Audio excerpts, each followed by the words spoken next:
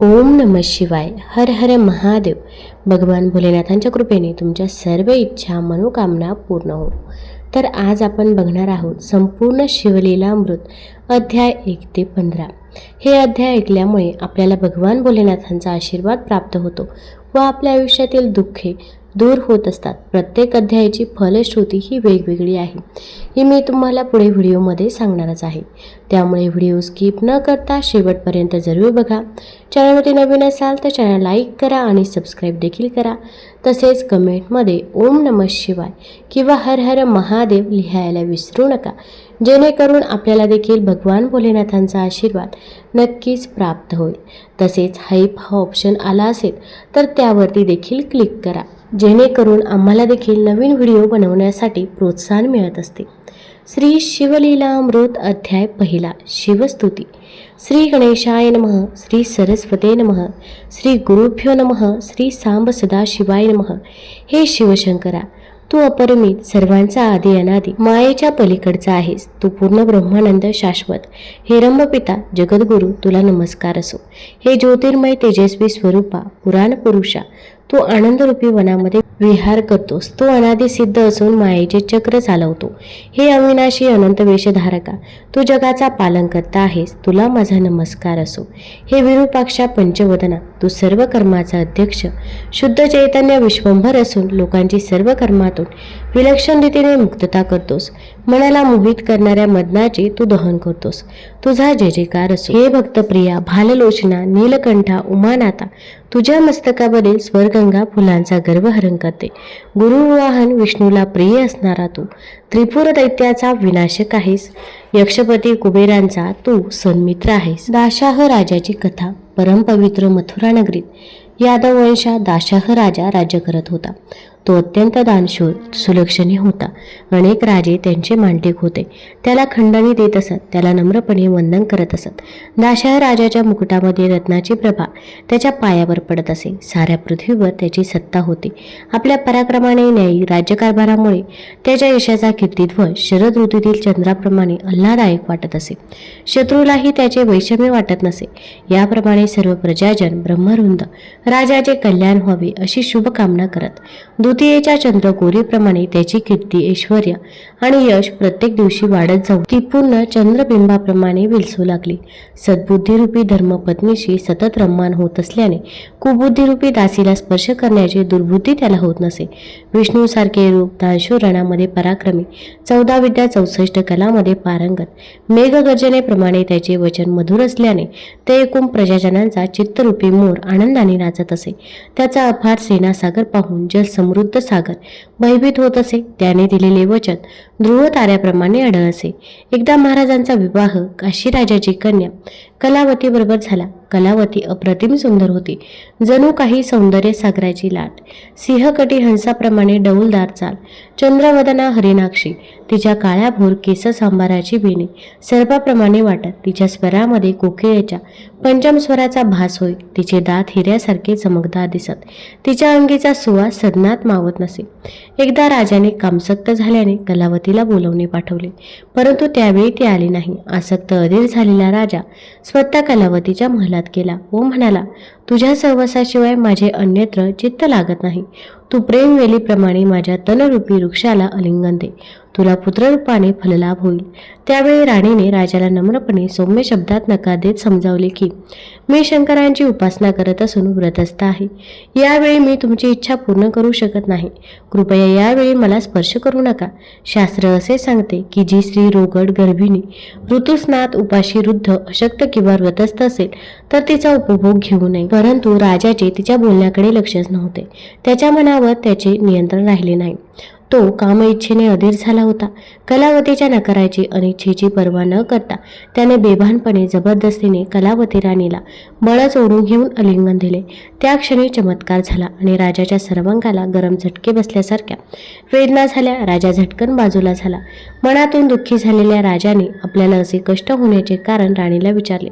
तेव्हा कलावती राणी राजाचे सांत्वन करत शांत स्वरात म्हणाली, राजन, आपण माझ्यावर रागवू नका. मला तुम्ही अत्यंत प्रिय आहात, परंतु माझे गुरुदेव दुर्वास ऋषी यांनी माझ्यावर कृपा करून परमपवित्र असा शिवपंचाक्षर मंत्र दिला. मी त्याचा अहोरात्र जप करते. आज मी व्रतस्थ असून उपवास केला आहे. माझे मन आत्मा शिवराधीत लीन आहे. तसे पाहिले तर माझे अंग शीतलच आहे, परंतु आपण सतत मांस मदिरा याचे सेवन करता, त्यामुळे ही अघटित घटना घडली. श्री गुरुदेवाच्या कृपेमुळे मला भूत भविष्य वर्तमान तिन्ही काळाचे ज्ञान आहे. आपल्या हातून जप तप पूजा अर्चना वंदन शिवपूजा गुरुसेवा आणखी पुण्यकर्मे घडली नाही. अशा अवस्थेमध्ये राज्यकारभार करण्याच्या कार्यामुळे परमार्थ साधण्याचा प्रयत्न करत नाही, म्हणून आपल्याला अंतकाळी महादुःख भोगावे लागेल. राणीचे शब्द ऐकून राजाचे मन प्रसन्न झाले आणि त्याला अनुताप झाला. तो सद्गतीत होऊन म्हणाला, हे प्रिय कलावती, तू मला हा शिवपंचाक्षर मंत्र दे. मी जप करेन, त्यामुळे मी सर्व पापांपासून मुक्त होईन. राजाचे भाषण ऐकून राणी म्हणाली, महाराज, मी आपली पत्नी आहे, त्यामुळे तुम्हाला गुरुमंत्र देण्याचा मला अधिकार नाही.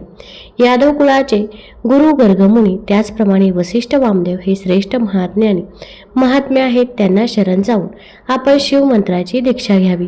मग राजा कलावती राणीला बरोबर घेऊन गर्गमुनींच्या आश्रमात गेला. त्यांना साष्टांग दंडवत घालून दोन्ही हात जोडून त्यांच्यासमोर नम्रपणे उभे राहून प्रार्थना केली की, हे गुरुवर्य, माझ्या जीवनात आजपर्यंत पुण्याचे कोणतेच कार्य घडले नाही. ईश्वर सेवा मी केली नाही. मी माझ्या पापकर्मामुळे दुःखी होऊन आपल्या चरणाशी आलो आहे. हे सद्गुरु श्रेष्ठ, कृपा करून मला आपल्या सेवक मानून शिवपंचाक्षर मंत्राची दीक्षा द्यावी. राजाची प्रार्थना ऐकून गर्गमुनींनी राजा राणीला यमुना नदीच्या तीरी नेऊन तेथे नियम आणि विधानसहित स्नान करून राजा राणीच्या हातून शिवपूजन करवले. त्यांच्याकडून गुरुपूजन करवले. वस्त्रे आभूषणे यांचे संकल्प करवले. त्यानंतर राजाने दिव्यरत्न आभूषणे वस्त्रे अमाप गुरुदक्षिणा गुरुला दिली. राजाची भक्ती पाहून गर्गमुनींनी राजाच्या मस्तकावर हात ठेवून विधिवत श्री शिवपंचाक्षर मंत्रांचा उपदेश देऊन राजाला दीक्षा दिली. अशा प्रकारे गुरुमुखातून गुरुमंत्राची प्राप्ती झाल्यावर राजा शिवपंचाक्षर मंत्राचा जप करू लागला. परंतु दाशाह राजा अत्यंत भाविक श्रद्धाळू होता. शिवपंचाक्षर मंत्राच्या जपाने आणि गुरुकृपेने त्याच्या हृदयरूपी आकाशात आत्मज्ञानाचा सूर्योदय झाला. अज्ञान अंधकार मावळला. मंत्रजपाच्या प्रभावामुळे दाशाह राजाचे शरीर पवित्र आणि तेजपूज दिसू लागले. त्याच्या शरीरातून सहस्रावधी कावळे बाहेर पडून उडत गेले. काही भस्म होऊन गेले. हा चमत्कार पाहून राजाने गर्गमुनींना विचारले, गुरुदेव, हा काय प्रकार आहे? तेव्हा गर्गमुनी म्हणाले, राजा, तुझी अनंत जन्मातील महापापे कावळ्याच्या रूपाने बाहेर पडली. शिवपंचाक्षरी मंत्राच्या जप सामर्थ्याच्या प्रभावाने त्याचे भस्म झाले आणि तुझे शरीर आणि आत्मा दोन्ही पवित्र झाले. अशा प्रकारे निर्मळ निष्पाप अंतकरणाने राजा वारंवार गर्गमुनींची स्तुती करू लागला. हे गुरुवर्य, आपण आणि पंचाक्षरी मंत्र दोन्ही माझ्यासाठी धन्य आहेत. पंचमहाभूतांचा निराश आणि चारी देह निरसून मला योग्य वेळी सावध केले, पावन केले. क्रोध, महिषासूर, काम, वेताळ, आशा, मनीषा, तृष्णा, कल्पना, भ्रांती, इच्छा, वासना या दृष्ट यतिनीप्रमाणे माझी विटंबना करत होत्या. 25 तत्वाच्या जाळ्यात मी अडकलो होतो, परंतु हा मायेचा मिळावा तुम्ही तत्काळ निरसून टाकला. पापे कावळ्याच्या रूपाने भस्म झाली. सुवर्ण चोरी, अभक्ष भक्षण, सुरापान, ज्येष्ठ स्त्रियांचा अपमान, गुरुनिंदा, गाय, ब्राह्मण, स्त्री, गुरु, पशु यांची हत्या, धर्मांची निंदा, मित्र, गुरु, वेद, ईश्वर यांचा द्रोह, ही सर्व महापापे कावळ्याच्या रूपाने बाहेर पडून भस्म झाली. काहीतरी पुण्यगाठी होतं म्हणून उत्तम नरदेह प्राप्त झाला आणि गुरुच्या प्रतापाने या भवसागरातून पार झालो. राजाने आपल्या गुरुची स्तुती केली. गुरुंनी त्याला उपदेश केला.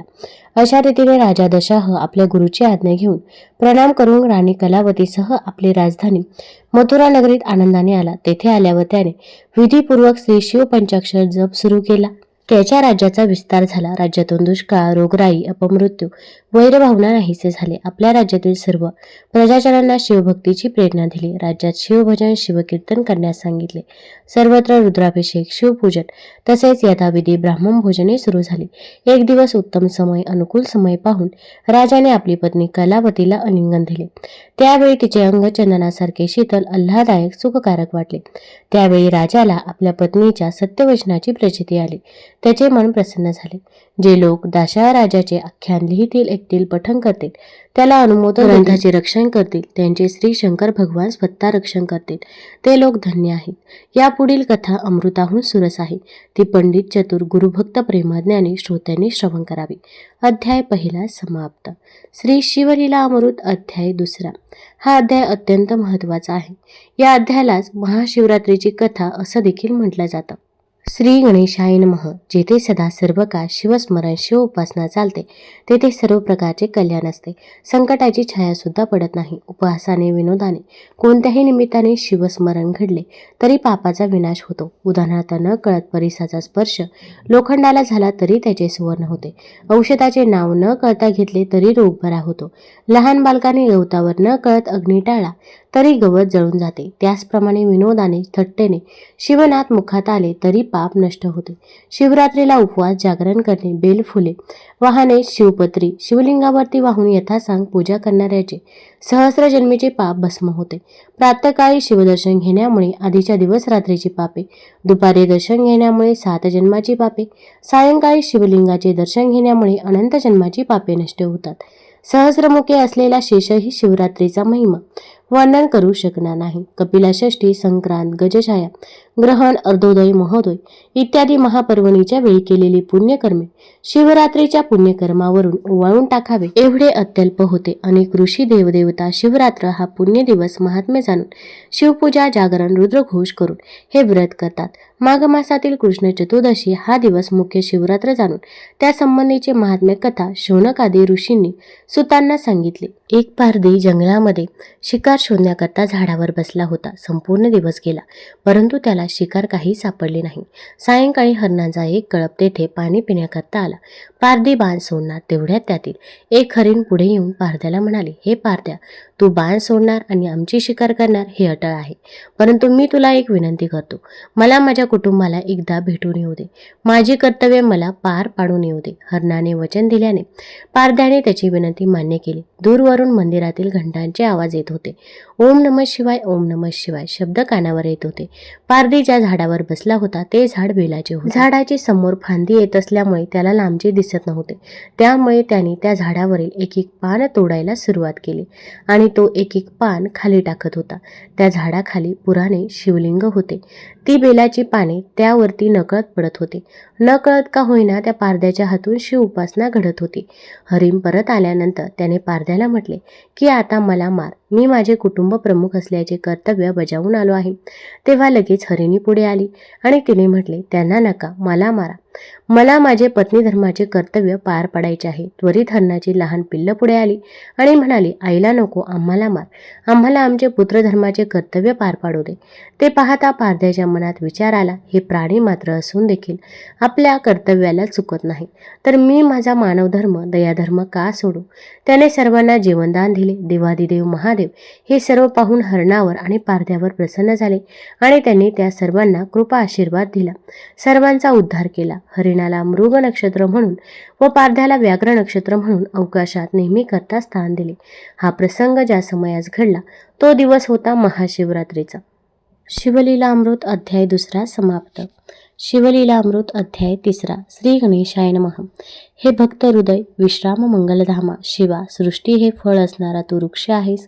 हे षडानन जनका, मदनदहना, भाललोचना, भवभंजन, त्रिपुरांतका, हे सद्योजात वामदेव, तत्पुरुष ईशान, अर्धनारी नटेश्वरा, गंगाधरा, गिरीशा, सर्पभूषणा, सर्वव्यापका, तू निरंजन, गुणत्र विरहित, तू नामानामाच्या अतीत असून तुझे स्वरूप दुधाच्या फेसाप्रमाणे शुभ्र आहे. रावणाची माता कैकई रावणाच्या कल्याणासाठी, संपूर्ण विजयप्राप्तीसाठी रोज 5 धान्याचे पीठ करून त्याचे शिवलिंग करून पूजा करत असे. इंद्राने एकदा द्वेषबुद्धीने ते शिवलिंग समुद्रात नेऊन टाकले. कैकसीने अन्नपाण्याचा त्याग केला. हे पाहून रावणाने आईला सांगितले की मी कैलासावर जाऊन तपश्चर्या करून शिवाचे आत्मलिंगच तुला पूजेसाठी आणून देतो. रावण 14 विद्या 64 कला यामध्ये निपुण होता. त्याने वेदाचे भाग करून सारासार निवडले. त्याने शंकराला प्रसन्न करून घेण्यासाठी आपले मस्तक आपल्या हाताने तोडून आपल्या शिराच्या तारा त्याला जोडून ताल स्वरयुक्त रागरागिणीचे संगीत तयार केले आणि त्यातून भगवान शंकर यांची स्तुती केली. संगीताच्या स्तुतीच्या प्रभावाने शंकर प्रसन्न झाले. प्रकट होऊन त्यांनी रावणाला वरदान मागण्यास सांगितले. त्यावेळी रावणाने प्रथम आपल्या आईच्या इच्छेनुसार पूजेसाठी शिवलिंग मागितले आणि दुसरे वरदान आपल्यासाठी त्रिभुवनात अत्यंत सुंदर असलेली पार्वतीसारखी स्त्री पत्नी मिळावी असे मागितले.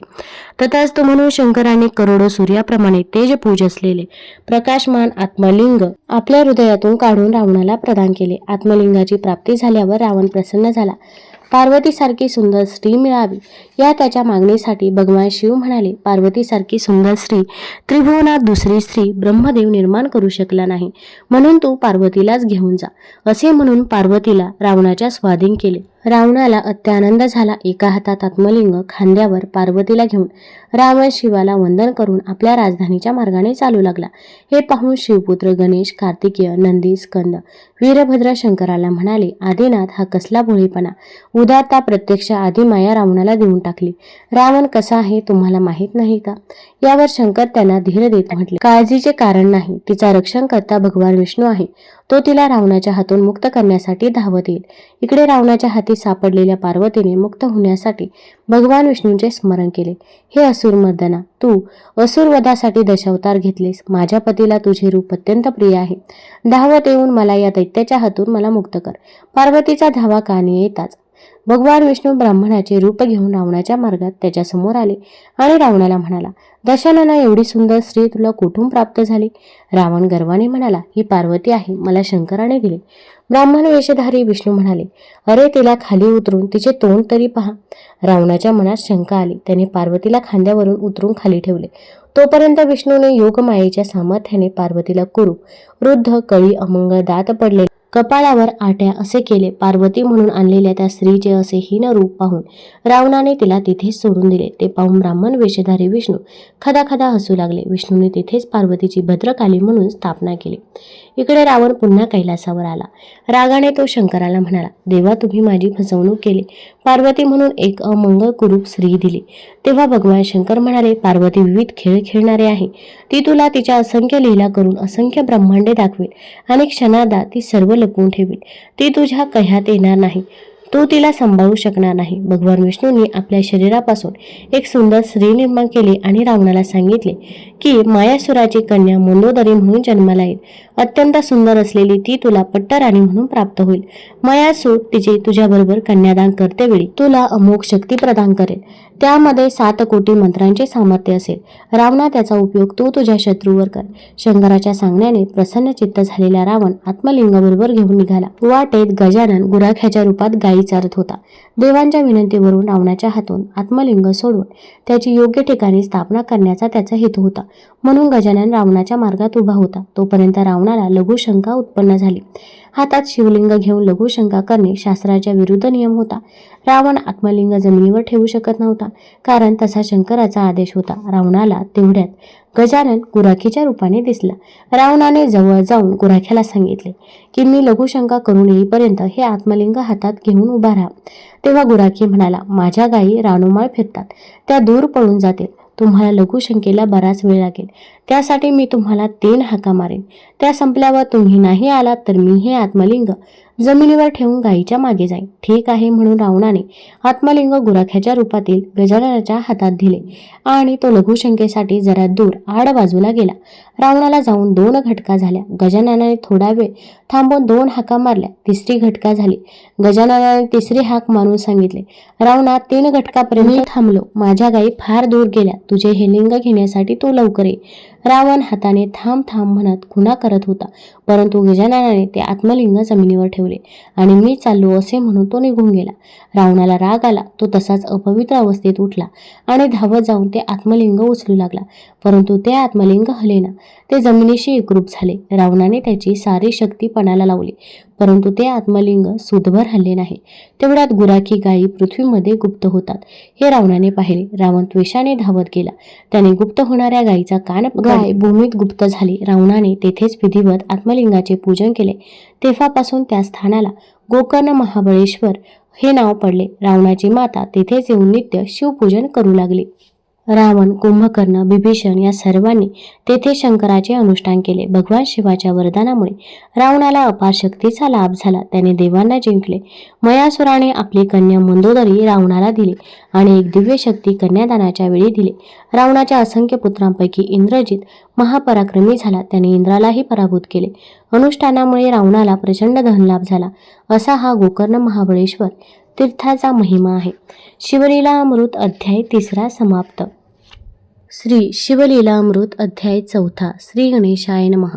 हे अगम्य अपार गुणसंपन्न असणाऱ्या कपूरगौर शिवा, तुझे आदी मध्य अंत अनाकलनीय असले तरी भक्त हृदयात मात्र तू प्रकट होत. किरात देशाचा विमर्श नावाचा राजा अत्यंत हिंसक, अन्यायी, निर्दय, मांस मदिरा यथेच्छ सेवन करणारा, व्याभिचारी, दुराचारी, पराक्रमी होता.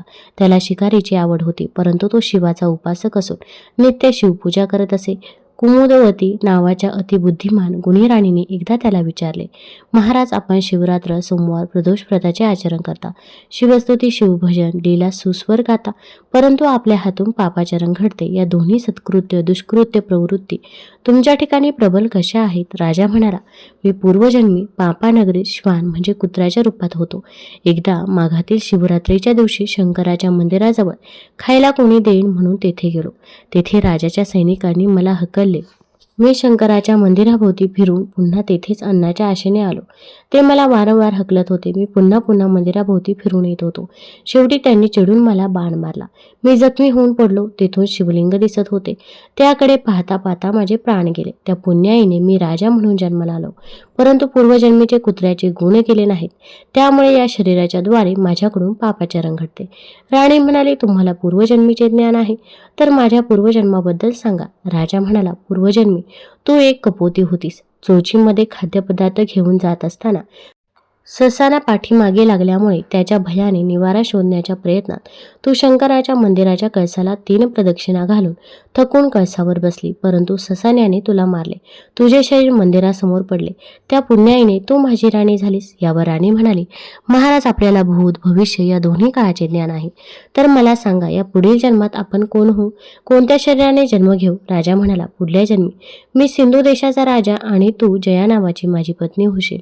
त्यानंतर मी सौराष्ट्र देशाचा राजा आणि तू कलिंग देशाची राजकन्या होऊन माझ्याशी विवाह करशील. चौथ्या जन्मात मी गांधार देशाचा राजा आणि तू मगध देशाची राजकन्या होऊन मला वरशील.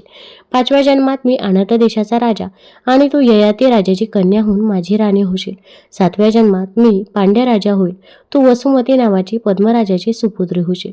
पुढच्या सगळ्या जन्मात मी मोठा पराक्रम करून शिवकृपेने कीर्ती प्राप्त करेन, धर्माचा प्रचार करेन. अशा प्रकारे प्रत्येक जन्मात तुझ्या माझ्यात प्रेमबंधन असेल आणि जन्मजन्मांतर शंकर भगवानाची भक्ती आपल्याला मिळेल. शेवटच्या जन्मात मी मुलाच्या हातात राज्यकारभार सोपवून वनात तपश्चर्या करेन. अगस्ती ऋषींना शरण जाऊन त्यांच्याकडून शिवदीक्षा प्राप्त करून तुझ्यासह दिव्य देह प्राप्त करून कैलासावर जाईन. अशा प्रकारे विमर्शन आणि राणी यांनी अनेक जन्माच्या कर्माचा अंत करून शिवलोक प्राप्त करून घेतला. सूत म्हणतात, शिवभक्तीची थोरवी प्रत्यक्ष वेदालाही वर्णन करता येत नाही. हा अध्याय पठण केल्याने संतती, संपत्ती, दीर्घायुष्य मिळते. शिवपूजा करणाऱ्याला विघ्ने बाधा करत नाही. हे ब्रह्मानंदा कैलासनाथा, मृडानी प्रिया, मजकडून शिवलीलामृत ग्रंथ पूर्ण करून तुझ्या कृपेचे सामर्थ्य तूच दाखव. शिवलीलामृत अध्याय 4 समाप्त. शिवलीलामृत अध्याय 5 श्री गणेशाय नमः. सदाशिव या उच्चाराने अनेक जीवांचा उद्धार होतो. शिवनाम हे श्रेष्ठ प्रायचित्त आहे. प्रदोष व्रत करणाऱ्याला सर्व सिद्धी, संतती, संपत्ती, दिव्यज्ञान, आरोग्य, धैर्य, दीर्घायुष्य प्राप्ती होऊन तो मोठा भाग्यवान होतो. त्याची अपमृत्यू गडांतरे टळतात. शिवभक्ती करणारा सर्वात पवित्र असतो. याविषयी सूत, शौनक इत्यादी ऋषींना जुना इतिहास सांगतात. पूर्वी विदर्भ देशात सत्यरथ नावाचा राजा राज्य करत होता. एके दिवशी शाल्व देशाच्या राजाने त्यावर चढाई केली आणि युद्धात त्याला ठार मारून नगरात प्रवेश केला. ही वार्ता कळताच सत्यरथाच्या गरोदर पत्नीने अरण्यात पलायन केले. शत्रूच्या भीतीने पळत असताना तिला प्रसूती वेदना होऊ लागल्या. थोड्या वेळाने ती प्रसूत झाली आणि तिने एका मुलाला जन्म दिला. काही वेळाने ग्लानीतून बाहेर आल्यावर मुलाला तेथेच ठेवून तहान भागवण्यासाठी ती एका सरोवरापाशी गेली. तेव्हा पाणी पित असताना एका मगरीने तिला ठार केलं. थोड्या वेळाने त्याच मार्गाने जाणाऱ्या उमा नावाच्या एका विधवा ब्राह्मणीचे लक्ष त्या राजपुत्राकडे गेले. त्यावेळी तो रडत असलेला पाहून ती त्याच्या जवळ गेली आणि आपल्या 1 वर्षाच्या मुलाला कडेवरून खाली उतरून त्याचे माता पिता कोठे दिसतात का ते पाहू लागली. काय करावे हे तिला सुचेना. त्याच वेळी भगवान शंकर यतीशा वेशात तेथे आले आणि हा मुलगा क्षत्रिय असून त्याचा संभाळ केल्यास तुझा भाग्योदय होईल असे सांगून गुप्त झाले. यतिवचन मानून या दोन्ही बाळांसह ती पुढे निघाली. तिने स्वतःच्या मुलाचे नाव सुचिरव्रत व राजपुत्राचे धर्मगुप्त असे ठेवले व प्रेमाने त्यांना वाढवले. कालांतराने फिरत फिरत ती एक चक्रनगरीत आली. तिथे एका शिवालयात शांडिल्य ऋषींच्या देखरेखीखाली यज्ञ चाललेला पाहून काही मिळेल का या आशेने तेथे गेली. तेव्हा धर्मगुप्ताकडे पाहून शांडिल्य म्हणाले, हा राजपुत्र असून गर्भीमुळे भिक्षा मागत आहे. ते ऐकून उमेने त्यांचे पाय धरले व धर्मगुप्ताच्या मातापित्यांची माहिती विचारली. तेव्हा ते म्हणाले, विदर्भ राजा सत्यरथ हा याचा पिता असून शत्रूचा बेडा पडलेला पाहून प्रदोषवेळी चाललेली शिवपूजा सोडून युद्धास गेला व नंतर पूजा पूर्ण न करता जेवला. म्हणूनच अल्पायुषी होऊन युद्धात मेला. त्याच्या आईने कपटाने सवतीला मारले म्हणून त्या सवतीने मगरीचे रूप घेऊन तिचा सूड घेतला. धर्मगुप्ताने मागील जन्मी कोणतेही शिवव्रत केला नाही म्हणून तो जन्मतःच आई वडिलांना पारखा झाला. ते ऐकून उमेने सुचिरव्रताविषयी विचारले. तेव्हा याने पूर्वजन्मी अन्याय मार्गाने धन मिळवले पण त्याच्याकडून शिव अर्चन व दान घडले नाही म्हणून त्याला दारिद्र्यात जन्म मिळाला असे सांगितले. तेव्हा ती त्यांना शरण गेली व तिने आपले दोन्ही पुत्र त्यांच्या पायावर घातले. त्यावेळी त्यांनी त्या बालकांना शिवमंत्राचा उपदेश करून याच नगरीत राहून प्रदोष व्रत करा असे सांगितले. त्यानंतर ऋषींच्या आज्ञेनुसार ते दोघेही आपल्या आईसमवेत तेथेच राहिले व भक्तिभावाने प्रदोष व्रत करू लागले. असे 4 महिने आणि एके दिवशी सुचिव्रत नदीकाठी एकटाच फिरत असताना समोरची दरड डास तिच्या सुवर्ण मोहराने भरलेला एक हंडा बाहेर पडला. तो घेऊन तो घरी आला. त्या योगे त्यांचे दारिद्र्य सरले आणि ते सर्वजण ऐश्वर्यात राहू लागले. एके दिवशी वनविहार करत असताना त्यांना त्या ठिकाणी काही गंधर्व कन्या खेळत असलेल्या दिसल्या. त्यात गंधर्व राजाची कन्या अंशुमती ही होती. त्यांना पाहून धर्मगुप्त पुढे गेला. त्यावेळी त्यांचे सौंदर्य पाहून अंशुमती त्याच्यावर भाळली आणि तोही तिच्या देखण्या रूपावर आकृष्ट झाला. मग तिने आपल्या सख्यांना दूर धाडले आणि धर्मगुप्ताला जवळ बोलावून त्याच्याशी प्रेमपूर्ण मधुर वार्तालाप केला. त्यावेळी धर्मगुप्ताने तिला स्वतःविषयीची सर्व हकीकत सांगितली व तुझ्या पित्याला जावई म्हणून मी आवडेल का असे स्पष्टच विचारले. तेव्हा ती म्हणाली, आपण 3 दिवसांनी याच ठिकाणी लग्नासाठी या. मी माझ्या पित्याला सर्व सांगून घेऊन येते. नंतर अंशुमतीचा व धर्मगुप्ताचा विवाह गंधर्वाच्या व उमेच्या समतेने थाटात पार पडला. गंधर्वाने धर्मगुप्ताला मोठी सेना व संपत्ती दिली. धर्मगुप्ताने त्या सैन्याने शार्वराजाला मारून आपला पिता सत्यरथ याचे राज्य परत मिळवले. त्याने शांडिल्य ऋषींचा मोठा मान केला. पुष्कळ वर्षे राज्य करून व सूरज नामक पुत्राला राज्य देऊन अंती अंशुमतीसह तो कैलासास गेला. येथेच अध्याय 5 समाप्त होतो. श्री शिवलीलामृत अध्याय 6. श्री गणेशाय नमः. हे मदनांतका भयहारका भवानी मनरंजना संसार पाश भयहारका गंगाधरा कपूरगौरा त्रिपुरहरा त्रिदोष शमना गणपती जनका विष्णू मनरंजना सुहास्य वदना नंदीवहना. तुझे गुण वर्णन करण्यास सहस्रमुखाचा शेषही थकून जातो. भक्तांच्या कामना पूर्ण करून त्यांना विरक्त देऊन अंतकाळी आपल्या चरणी स्थान देतो. सोमवार शिवरात्र प्रदोष व्रत करणारे असंख्य भक्तांना तारून नेले. याविषयी सूत शौनकादी ऋषींना सांगतात. फारपूर्वी आर्यावर्तात चित्रवर्मा नावाचा एक राजा होऊन गेला. त्याला अनेक पुत्र व एकुलती एक मुलगी होती. तिचे नाव होते सीमंतिनी. तिच्या जन्माच्या वेळेस तिची जन्मपत्रिका तयार केली होती. तिच्यानुसार ती पृथ्वीची स्वामिनी होऊन 10,000 वर्ष राज्य करणार होती. पण त्याचबरोबर ती पत्रिका तिला 14व्या वर्षी असलेला वैधव्य योगही दर्शवत होती. त्यामुळे राजा चिंतातूर होता. तो योग टाळण्यासाठी एका पंडिताच्या सांगण्यावरून तो शिवभक्ती करत होता. सीमंतिनीला आपले भावी दुर्दैव कळले. तेव्हा तिने याज्ञवल्क्य ऋषींची पत्नी मैत्री हिला उपाय विचारला. तेव्हा सोमवारचे व्रत शिवव्रत करण्याचा उपदेश तिने केला. त्याप्रमाणे सीमंतिनी श्रद्धेने सोमवार व्रत करू लागले. सीमंतिनी उपवर झाली तेव्हा चित्रवर्म्याने नळ राजाचा नातू इंद्रसेनेचा मुलगा चित्रांगद याच्याशी तिचा विवाह लावून दिला. लग्न समारंभ थाटात संपन्न झाला आणि काही दिवसांनी राजा इंद्रसेन आपल्या वराडासह नैषद देशाला निघून गेला. त्यावेळी दसरा दिवाळी जवळ आली असल्याचे निमित्त करून राजाने सीमंतिनी चित्रांगदाला आपल्या पाशीच ठेवून घेतले आणि त्यांची सर्व हौस मौज पूर्ण केली. एके दिवशी चित्रांगद यमुनेत नौकाविहार करत असताना नौका बुडाली व तो दिसेनासा झाला. ते वृत्त कळता सीमंतिनीचे व चित्रांगदाचे सर्व नगर दुःखाकुळ झाले. तेवढ्यात नैषद राजाचे राज्य शत्रूंनी बळकावले व इंद्रसेनेला कैदेत टाकले. सीमंतिनी मोठ्या धैर्याने सोमवार व्रत चालू ठेवले होते. इकडे चित्रांगदाची होडी यमुनेत उडाली तेव्हा तेथे क्रीडा करावयास आलेल्या नागकन्यांनी त्याला पाताळात नेले आणि पाताळ नगरीचा राजा तक्षक याच्या पुढ्यात उभे केले.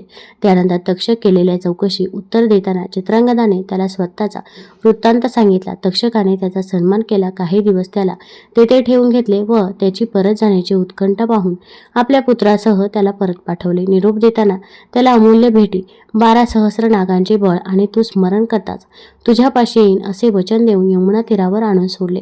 योगायोगाने त्याच वेळी सीमंतीही तेथे आली होती. पाण्यातून बाहेर आलेला त्या पुरुषाला पाहून तिला आश्चर्य वाटले होते. चित्रांगदाने तिला ओळखले पण आपण कोण ते सांगितले नाही. त्यानंतर त्याने तिची चौकशी केली. सर्व वृत्तांत समजताच त्याचे डोळेही पाण्याने भरले. त्यानंतर त्याने तिला तुझा पती जिवंत असून आजपासून 3ऱ्या दिवशी मी तुमची भेट घडवून आणील असे सांगून तिला घरी पाठवले. त्यानंतर तो नैषद नगरीस गेला आणि आपल्या दूताकरवी निरोप धाडून त्याने शत्रूला शरण आणले व मातापित्यांना मुक्त केले. त्यानंतर 3ऱ्या दिवशी तो सीमंतनीस भेटला. त्याचा वृत्तांत ऐकून चित्रवर्मा राजाच्या नगरीत मोठा उत्सव केला गेला. चित्रांगदाने नैषद नगरीत पुढे पुष्कळ वर्ष राज्य केले व सीमंतिनीच्या सोमवार व्रताच्या प्रभावाने चिरकाल सुख प्राप्त केले. श्री शिवलीलामृत अध्याय 6 समाप्त. श्री शिवलीलामृत अध्याय 7. श्री गणेशाय नमः. अवंती नगरीमध्ये मदन नावाचा व्याभिचारी ब्राह्मण राहत होता. त्याच नगरातील पिंगला नावाच्या वेशीच्या घरी पडून राही. पद्माने आपले मातापिता, पत्नी, ब्रह्मकर्म, नियमधर्म सर्वांचा त्याग केला. मद्य मांस सेवन करू लागला. ऋषभ नावाचे ऋषी जगोद्धारासाठी सर्वत्र संचार करत असताना पिंगलेच्या पुण्याईने तिच्या दारी आले. पिंगला व मदन यांनी धावत जाऊन त्यांचे पाय धरले. त्यांचे स्वागत करून पूजा करून उत्तम भोजन देऊन वस्त्रे प्रदान करून विश्रांतीसाठी उत्तम पलंग देऊन शय्येवर त्यांना झोपून रात्रभर त्यांचे पाय दाबून त्यांची सेवा केली. 2ऱ्या दिवशी ऋषभ योगेश्वर अंतर्ध्यान पावले. काही दिवसांनी मदन व पिंगला यांचा देहांत झाला. 2ऱ्या जन्मात ऋषभ योगेश्वरांच्या सेवेच्या पुण्याईने दशान देशाचा राजा वज्रबाहू पट्टराणी सुमती यांच्या पोटी मदन जन्माला आला. त्याचे नाव भद्रायू ठेवले. पिंगला वेश्याईने 2रा जन्म सीमंतनीच्या पोटी घेतला व तिचे नाव कीर्तिमालीने ठेवले गेले. पट्टराणी सुमवती गर्भवती होती तेव्हा तिच्या इतर सवतीने हिला पुत्र झाला तर राज्य त्याला मिळेल अशा मत्सर बुद्धीने सुमतीला विष घातले. थोड्या दिवसांनी तिची प्रसूती झाली पण त्या विषाचा परिणाम म्हणून तिच्या आणि मुलाच्या अंगावर क्षते पडली.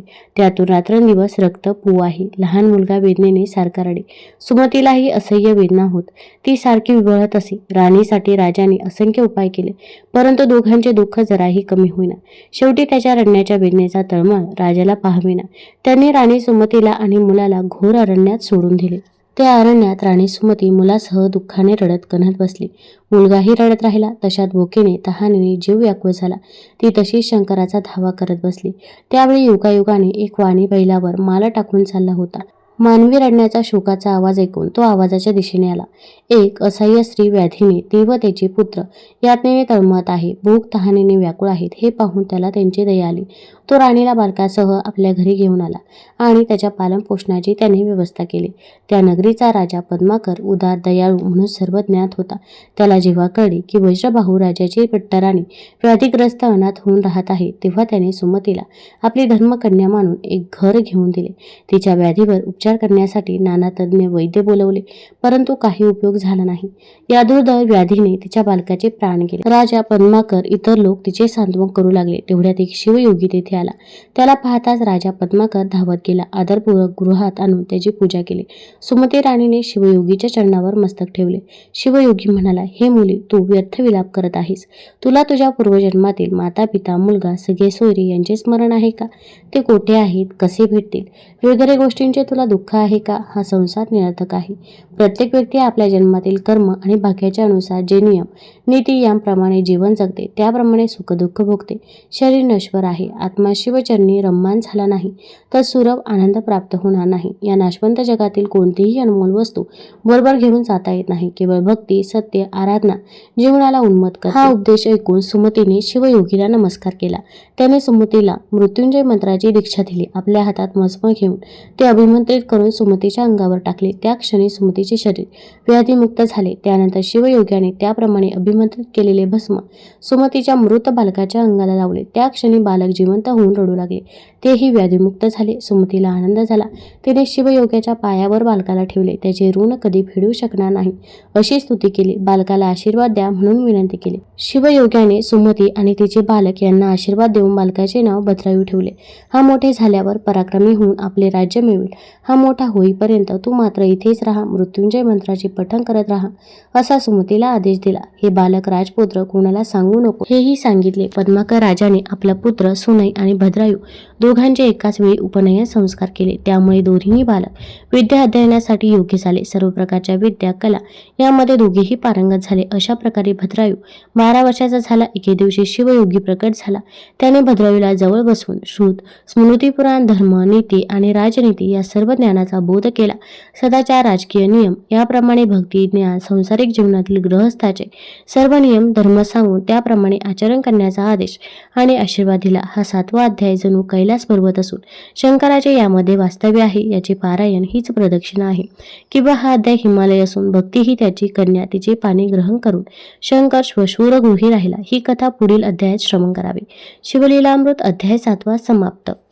श्री शिवलीलामृत अध्याय 8वा. भद्रायूची कथा. श्री गणेशाय नमः. हे ब्रह्मानंद मूर्ती, विश्वव्यापका, तू भोळा चक्रवर्ती आहेस. शिवयोगी रूपाने शिवाने भद्रायूला शिवदीक्षा दिली. शिवकवच शिकवले. मृत्यूंचे मंत्र, रुद्राक्षे धारण करणे, सर्वांगाला भस्मलेपन कसे करावे याचे ज्ञान दिले. एक अद्भुत शंख आणि खडक दिले. युद्धभूमीवर केवळ शंखनाद केला तरी शत्रू भस्म होत असे. त्याच्या मस्तकावर हात ठेवून 12,000 हत्तीचे बळ देऊन आशीर्वाद दिला. हे बाळा, तू ऐश्वर्यवंत, विजयी राहा, आरोग्य कीर्ती मिळव. घरात भाग्यलक्ष्मी, हृदयात कारुण्यलक्ष्मी, हातात दानलक्ष्मी, बाहूमध्ये वीरलक्ष्मी, देशात साम्राज्यलक्ष्मी, बुद्धीमध्ये विद्यालक्ष्मीचा नित्य वास असो. सुमती भद्रायू सतत शिवयोग्याचे ध्यान करी. पुढे भद्रायूचा पिता वज्रबाहू यावर मगध देशाचा राजा हेमरथ आणि दुसरे अनेक राजे यांनी आक्रमण केले. त्यामध्ये वज्रबाहू हा एकटा असल्यामुळे पराभव झाला. शत्रूंनी वज्रबाहूच्या दशाना राजाला वेढा घालून सर्व प्रकारचे धनधान्य, रत्ने, आभूषणे लुटून आपल्या देशाला नेण्यासाठी घेऊन चालले. राजा आणि प्रधानासह इतर मंत्री आणि राजपरिवारातील स्त्रिया यांना कैद करून नेऊ लागला. त्यावेळी वज्रबाहू दुःखी होऊन विचार करू लागला, यावेळी मला जर पुत्र असता तर त्याने माझे रक्षण केले असते. कोणी यातून कसे मुक्त करणार? आपल्या पित्याचा पराजय, राज्याचा अपहार, शत्रूकडून कैद या सर्व गोष्टींचा समाचार भद्रायूला समजला. तेव्हा त्याने आपल्या गुरुचे स्मरण करून शिवकवच धारण केले. मृत्युंजय मंत्राचा जप करून सर्वांगाला भस्मलेपन केले. शंख खडक घेऊन आपल्या मातेकडे सुमतीजवळ येऊन तिला वंदन करून सांगितले की शत्रू अनेक आहेत. त्यांनी माझ्या वडिलांना कैद करून नेले आहे, नगर लुटले आहे. तुझ्या पुण्याईने त्या राज्याला पराभूत करून तुझ्या समोर आणतो. सोबत सुनईला घेऊन तो निघाला. ज्याप्रमाणे 2 गरुड सर्पाला निर्भयपणे शोधतात, 2 सिंह हत्तीचा शोध घेत वनांतून जातात, त्याचप्रमाणे भद्रायू सुनई हेमरथाच्या सैन्याचा शोध घेत अरण्यातून चालले. तेव्हा त्यांच्या दृष्टीला हेमरथाचे सैन्य दिसले. त्यांनी सिंहासारखी गर्जना केली. ते म्हणाले, चोरांनो थांबा, वज्रबाहू सारखी अमोल वस्तू चोरून नेता. तुम्हाला मी या अपराधाचे शासन करतो. त्याची गर्जना ऐकून शत्रू सैन्य मागे वळून पाहू लागले. तेवढ्यात भद्रायू सुनई जवळ आले. त्यांनी बाणांचा वर्षाव करून हेमरथाच्या सैन्याचा धुव्वा उडवला. आपल्या बाजूने कोणीतरी सामर्थ्यवान वीर लढण्यासाठी आले आहेत. हेमरथाचे सैन्य पराभूत होत आहेत हे पाहून वज्रबाहूच्या निराश झालेल्या सैन्यात नवचैतन्य आले. ते द्वेषाने लढू लागले. भद्रायूने त्याच्याजवळील शंख वाजवला. त्यामुळे बाकीचे सैन्य मूर्छित होऊन पडले. हेमरथाचे भद्रायूचे 4 तास घनघोर युद्ध झाले. शेवटी भद्रायूने दिव्य खडक काढले. त्याच्या तेजाने शत्रू सैनिक भस्मसात झाले. हेमरथाने आपली धडगत नाही हे ओळखून त्याने वज्रबाहू, त्याचे प्रधान यांना सोडून दिले व तो प्राण वाचवण्यासाठी पळू लागला. भद्रायूने हेमरथाला पकडले, त्याला विद्रूप करून रथाला बांधले. हेमरथाने नगरातील मौल्यवान वस्तूचे आणि इतर धनधान्याची लूट केली. ती भद्रायूने पुन्हा मिळवली. गायी पुन्हा हकलीत नगरात आणल्या. सर्व वस्तू जागच्या जागी परत केल्या. राजस्त्रियांनी पुन्हा राजवाड्यात सन्मानाने आणले. भद्रायूला पाहून वज्रबाहूच्या डोळ्यातून अश्रू वाहू लागले. तो म्हणाला, बाळा, तू कोण आहेस? पराभवामुळे सर्वनाशाच्या समुद्रात बुडत असताना तू मला वर काढलेस. वज्रबाहूने साऱ्या नगरात मिष्टान्न वाढले. सर्व प्रजाजन वज्रबाहूला प्रणाम करण्यासाठी आले. तेव्हा वज्रबाहूने सांगितले, माझ्या प्रिय प्रजाजनांनो, या 2 वीर बालकांमुळे आपल्याला विजय प्राप्त झाला. शत्रूकडून होणारे अत्याचार यामुळे निवारण झाले, यासाठी प्रथम तुम्ही या दोघांना नमस्कार करा. यावर भद्रायू म्हणाला, राजन, मी आता जातो. 3 दिवसांनी पुन्हा येईन, तेव्हा माझा परिचय देईन आणि शत्रू हेमरथ यालाही कैदेत ठेवा. मी आल्यावर त्याला शासन करेन. असे म्हणून भद्रायू सुनय पद्माकर राजाच्या नगरीत आले. राजा पद्माकर आई सुमती यांना सारे वृत्त सांगितले. सुमतीला पुत्राचा पराक्रम ऐकून धन्यता वाटली. पद्माकर राजालाही ऐकून आनंद झाला. त्यानंतर शिवयोगी चित्रांगद सुमतीने यांना भेटण्यासाठी राजधानीमध्ये गेला. त्याने जन्मापासून वर्तमान काळापर्यंत भद्रायूची जीवन कहाणी त्यांना सांगितली. भद्रायूने मोठा पराक्रम करून आपला पिता वज्रबाहू याला शत्रूपासून सोडवले हे वृत्तही सांगितले आणि अशा पराक्रमी कुलवंत राजपुत्राशी कीर्तिमालिनीचा विवाह करून त्याला आपला जावई करून घ्या असे सांगितले. शुभ कार्याला उशीर नको म्हणून शिवयोग्याच्या संमतीने भद्रायू सुनई सुमती राजा पद्मकार यांना आणण्यासाठी प्रधानाला वैश्यनगरीला पाठवले. प्रधानाने आपण चित्रांगदा राजाचे प्रधान असून त्यांच्या आज्ञेनुसार राजकुमारी कीर्तिमालिनीच्या विवाहासाठी निमंत्रित केले आहे. तुम्हाला राजधानीला घेऊन जाण्यासाठी मी आलो आहे. सर्वांनी बसून चर्चा केली, निर्णय घेतला आणि प्रधानासह राजा चित्रांगदच्या राज्यात निषद देशात आले. या सर्वांचे चित्रांगद राजा सिमतीने राणीने स्वागत केले. मंगलवाद्ये वाजू लागली. त्यांच्या मार्गावर फुलांच्या पायघड्या घरातल्या सुवासिनीने पंचातीने त्यांना ओवाळले. राजा पद्माकाराने आपल्याबरोबर पुष्कळ संपत्ती भराडी मंडळी आणली होती. सर्व नागरिक भद्रायूचे सौंदर्य पाहून चकित झाले. लग्नासाठी अनेक देशांच्या राजांना निमंत्रित केले होते, त्यात वज्रबाहू राजाही होता. भद्रायूला पाहताच राजा वज्रबाहू त्याच्याकडे आला व त्याचे पाय धरणार तोच भद्रायूने त्याला वरचेवर धरून आलिंगन दिले. भद्रायूने वज्रबाहू राजाला एकांतात नेले व त्याला तेथे चित्रांगद राजाने वज्रबाहूची पट्टराणी सुमतीला पुढे आणले. वज्रबाहूची सुमतीची भेट होताच वज्रबाहू पश्चातापाने रडू लागला व स्वतःला या साऱ्या अन्यायाबद्दल दूषणे देऊ लागला. परंतु चित्रांगद राजा सिमती राणीने दोघांचे सांत्वन केले. पुढील सहजीवनासाठी शुभेच्छा दिल्या. भद्रायूसारखा जावई दिल्याबद्दल सुमतीचेही अभिनंदन केले. वज्रबाहूने भद्रायू व कीर्तिमालिनीला मांडीवर घेऊन आशीर्वाद दिला. भद्रायूने पद्माकर राजा सुनय यांचा परिचय आपला पिता वज्रबाहूला करून दिला. वज्रबाहूने राजा पद्माकाराचे ऋण फिटणार नाही अशा शब्दात कृतज्ञता व्यक्त केली. सुमती व भद्रायूला आश्रय दिल्याबद्दल आभार मानले. सर्वजण तृप्त मनाने राजा चित्रांगदाचा गौरव करत स्वराज्याकडे गेले. वज्रबाहूने मोठ्या थाटामाटाने भद्रायू सुमती यांना दाशाह देशाला नेले. सोबत चित्रांगदाने हत्ती, घोडे, दास, दासी, सोने, दहन, वस्त्रे भरपूर वर दक्षिणा दिली. भद्रायूने बंदी केलेल्या सर्व शत्रूंना सोडून त्यांच्याकडून वार्षिक कर देण्याचा करार करून त्यांना देशात पाठवले. थोड्या दिवसांनी भद्रायूला राज्य देऊन सुमती वज्रबाहू शंकराची आराधना करण्यासाठी वनात निघून गेले. ते तेथे त्रिकाल शिवलिंगाचे पूजन करून तप करू लागले. श्री शिवलीलामृत अध्याय 8 समाप्त. श्री शिवलीलामृत अध्याय 9. श्री गणेशाय नमः. जे शिव नाम निरंतर घेतात त्यांनी मृत्यूला जिंकलेले असते. ते शिवरूप होतात. पाप जळून गेल्याने त्यांना पुन्हा जन्म नसतो. नामरंगी त्याचे चित्त गुंतल्याने त्यांना बंधन नसते. शिवनाम घोषाने जन्ममरण संसार टिकत नाही. याबद्दल सूत शौनकादिकांना कथा सांगतात. पांचाळ देशाचा सिंहकेतू नावाचा राजा मोठा पराक्रमी होता. तो एकदा आपल्याबरोबर पुष्कळ शबद सैन्य घेऊन अरण्यात शिकारीला गेला. त्यातील एक सैनिक जवळच असलेल्या शिव मंदिरात उत्सुकतेने गेला. मंदिरात त्याला शिवलिंग उन्मळून पडलेले दिसले. त्याने राजाला बोलावून ते शिवलिंग दाखवले. राजा शबराला म्हणाला, हे शिवलिंग उत्तम आहे. तू भाग्यवान आहेस म्हणून तुला हे सापडले. हे तू घरी घेऊन जा. मनात शुद्ध भाव श्रद्धा ठेवून याची पूजा कर. परंतु शबराला पूजाविधी माहीत नव्हती. म्हणून राजा म्हणाला, शिवपूजेला चिताभस्म आवश्यक आहे. चिताभस्म असल्याशिवाय नैवेद्य दाखवू नये. शबराने राजाला नमस्कार केला आणि ते शिवलिंग उचलून त्याने घरी नेले. पत्नीला सर्व वृत्तांत सांगितला. एका उत्तम सुमुहूर्तावर शिवलिंगाची स्थापना करून ते दोघे नेहमी नित्य नवे चिताभस्म आणून शंकराची मनोभावे श्रद्धेने पूजा करू लागले. त्याच्या श्रद्धेची परीक्षा पाहण्यासाठी भगवान शंकरांनी लीला केली. एके दिवशी शबराला पूजेसाठी चिताभस्म मिळाले नाही. तो सर्वत्र शोधून शोधून थकला. घरी आला. पत्नीला म्हणाला, खूप हिंडून सुद्धा चिताभस्म मिळाले नाही. काय करावे? आता पूजा कशी करावी? पतीच्या समस्येमुळे पत्नी चिंतित झाली. तिला तेवढ्यात एक उपाय सुचला. ती म्हणाली, मी स्वतःला जाळून घेते आणि माझ्या चित्तेचे भस्म लावून तुम्ही शंकराची पूजा करावी.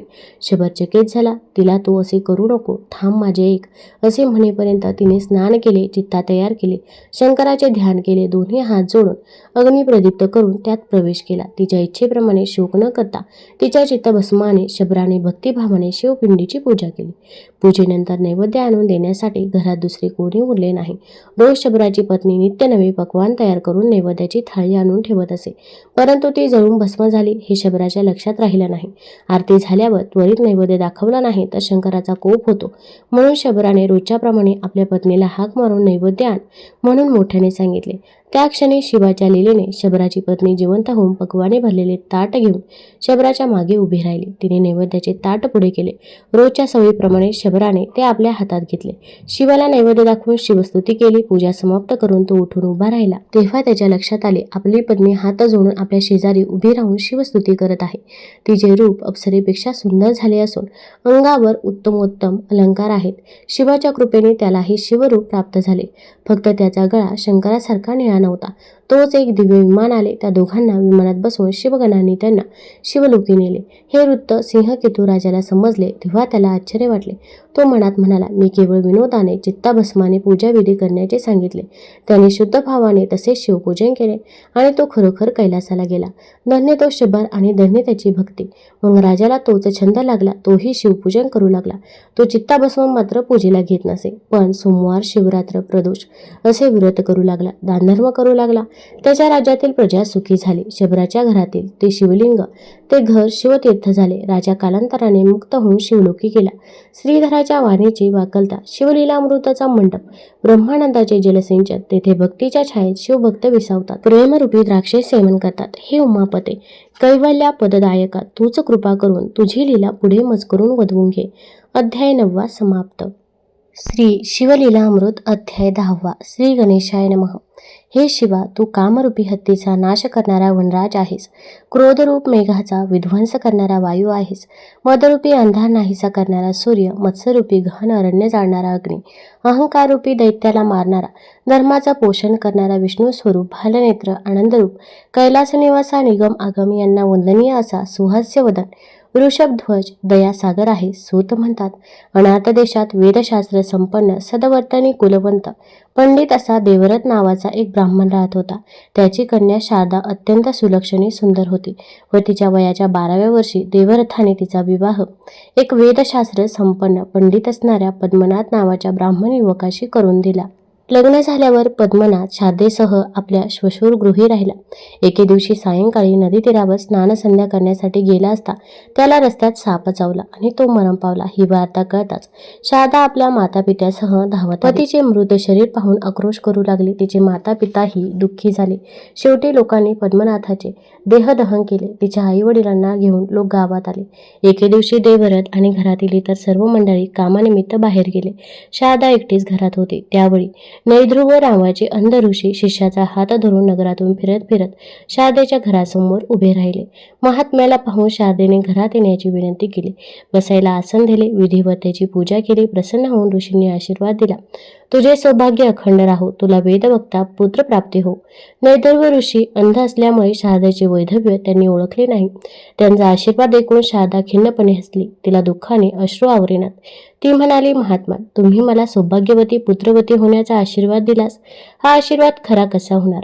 कारण मी विधवा आहे आणि तिने आपल्या पतीचा देहांत कसा झाला हे वृत्त ऋषीला सांगितले. ऋषी म्हणाले, मुली, मी दिलेला आशीर्वाद खोटा होणार नाही. माझ्या तपोबलाने अघटित सुद्धा पूर्ण होऊ शकते. काही वेळाने घरातील मंडळी परत आली. शारदेने आपल्या मातापित्याला सर्व वृत्तांत सांगितला. देवरथ म्हणाला, ऋषींचे आणि ब्राह्मणाचे सामर्थ्य अलौकिक. त्यांचा शाप आणि आशीर्वाद हे दोन्ही अमोघ असतात. ते क्षणात राजाला रंक आणि रंकाला आशीर्वादाने राजा करतील. ब्राह्मणाच्या शापाने नहुष राजा साप झाला. यादव कुळाचा नाश झाला. इंद्राची संपत्ती समुद्रात बुडाली.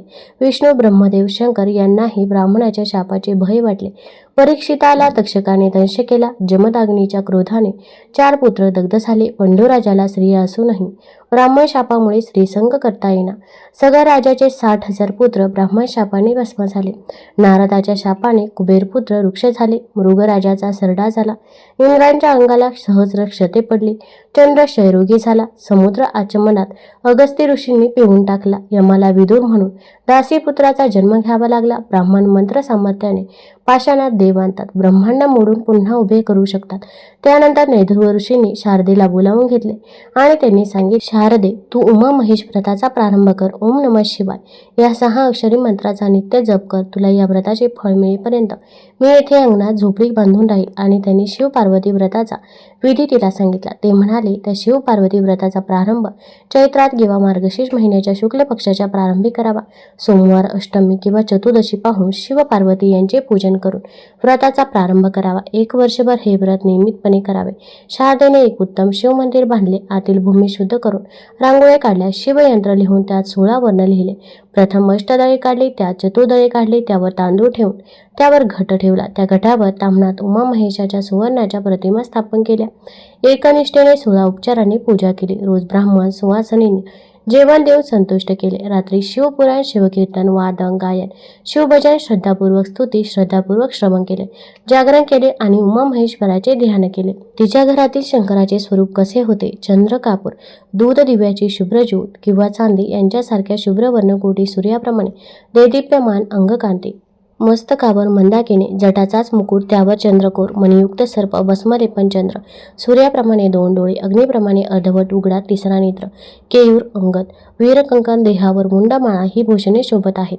खटवांग, त्रिशूल, कपाळ, डमरू, अंकुश, पाश, घंटा, धनुष्य, अक्षपाला, बाण अशी 10 आयुधे 10 हातात असून शिवाचे आसन सिंहाचे कातडे असून गजचर्म पांघरले आहे. शुभ्र कैलासगिरीवर ध्यान अवस्थेत शंकर विराजमान असून त्याच्या समोर शुभ्र नंदिकेश्वर बसला आहे. असा निळकंठ शिव स्वरूप तिने ध्यानी आणले. शिव समाधी विसरून आपल्या नेत्ररूपी चकोर होऊन तिचा मुखचंद्र निरखून पाहत आहे. जे एकनिष्ठ भक्त आहे ते तिच्या पायातील जोडवे आहेत. अशा तऱ्हेचे उमेचे ध्यान शारदा करत होती. नैदुष ऋषींनी सांगितल्याप्रमाणे शारदेने 1 वर्षभर शिव पार्वती व्रताचे अनुष्ठान केले. नैदुर्व ऋषी यांनी व्रताचे यथाविधी उद्यापन केले. 11 दाम्पत्य बोलवून त्यांची पूजा, कपडे, अलंकार, दक्षिणा दिली. सायंकाळपासून रात्रीपर्यंत शारदा जप ध्यान करत होती. मध्यरात्री भवानी अकस्मात प्रकट झाली. तिच्या तेजामुळे नैदुर्व ऋषीला दृष्टी प्राप्त झाली. शारदा आणि नैदुर्व दृष्टी यांनाच फक्त देवीचे दर्शन झाले. त्या दोघांनी देवीची स्तुती केली. तेव्हा देवी म्हणाली, मी तुझ्यावर प्रसन्न आहे, वर माग. नैदुर्व ऋषींनी शारदेचा संपूर्ण इतिहास सांगितला आणि देवीला साकडं घातलं की माझ्या तोंडून शारदेला आशीर्वाद दिला गेला तो खरा बाबा. तेव्हा देवी म्हणाली, ही शारदा पूर्वजन्मी द्रविड देशातील ब्राह्मणाची मुलगी भामिनी होती.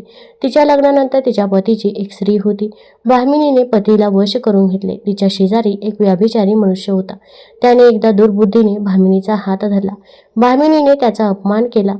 काही काळाने तो भामिनीचा ध्यास घेऊन मरण पावला. तो विधवा होशील असा त्याने मरताना शाप दिला. तीच भामिनी शारदा म्हणून जन्माला आली. देवी पुढे म्हणाली, येथून 360 योजने अंतरावर द्रविड देशात पुनर्जन्म होऊन हिचा पूर्वजन्मीचा पती मोठा झाला आहे.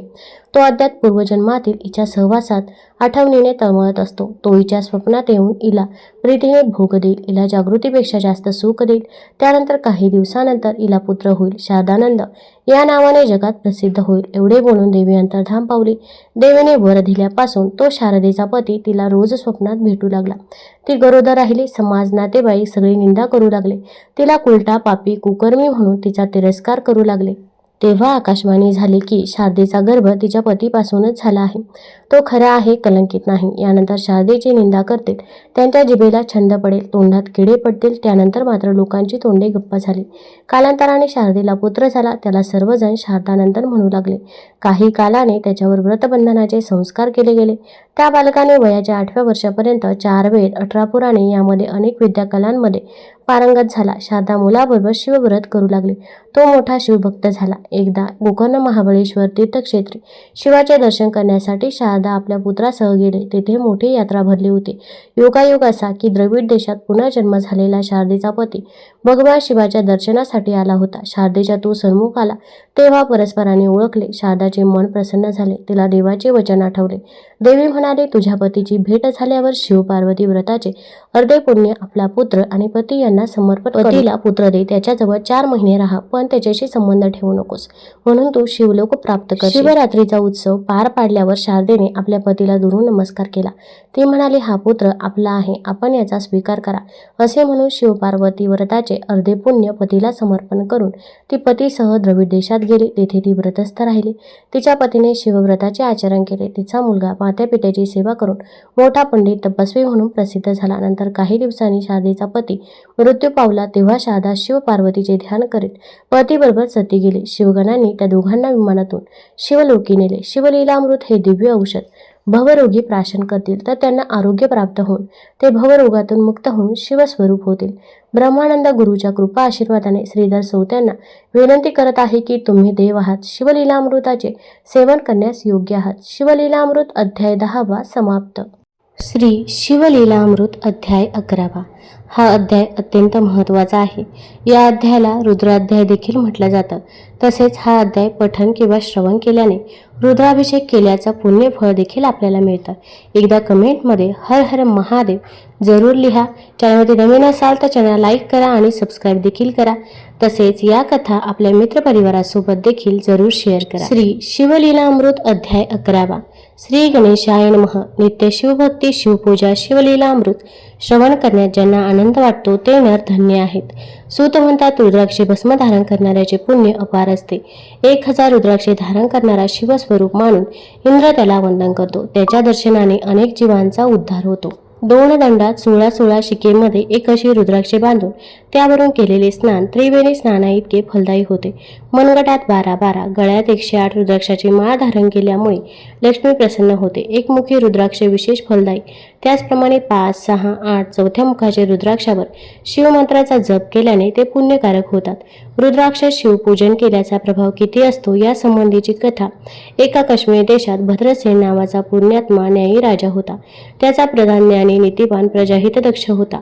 प्रजा राजाची स्तुती करत होती. सुंदर पतिव्रता पत्नी, विद्वान व गुणी मुलगा, कृपाळू सर्वज्ञ गुरु, हुशार आज्ञाकारी गुरुभक्त शिष्य, विद्वान वक्ता, मननशील श्रोता, आरोग्य संपन्न दानशूरदाता हे सर्व पूर्वजन्मातील पुण्याईने प्राप्त होतात. पुत्रप्राप्तीसाठी राजा भद्रसेन आणि मंत्री यांनी पुष्कळ अनुष्ठाने व्रते केली. तेव्हा त्या दोघांना एक पुत्र झाला. राजाचा मुलगा सुधर्म, प्रधानाचा मुलगा तारक. दोघेही जन्मापासून शिवभक्त होते.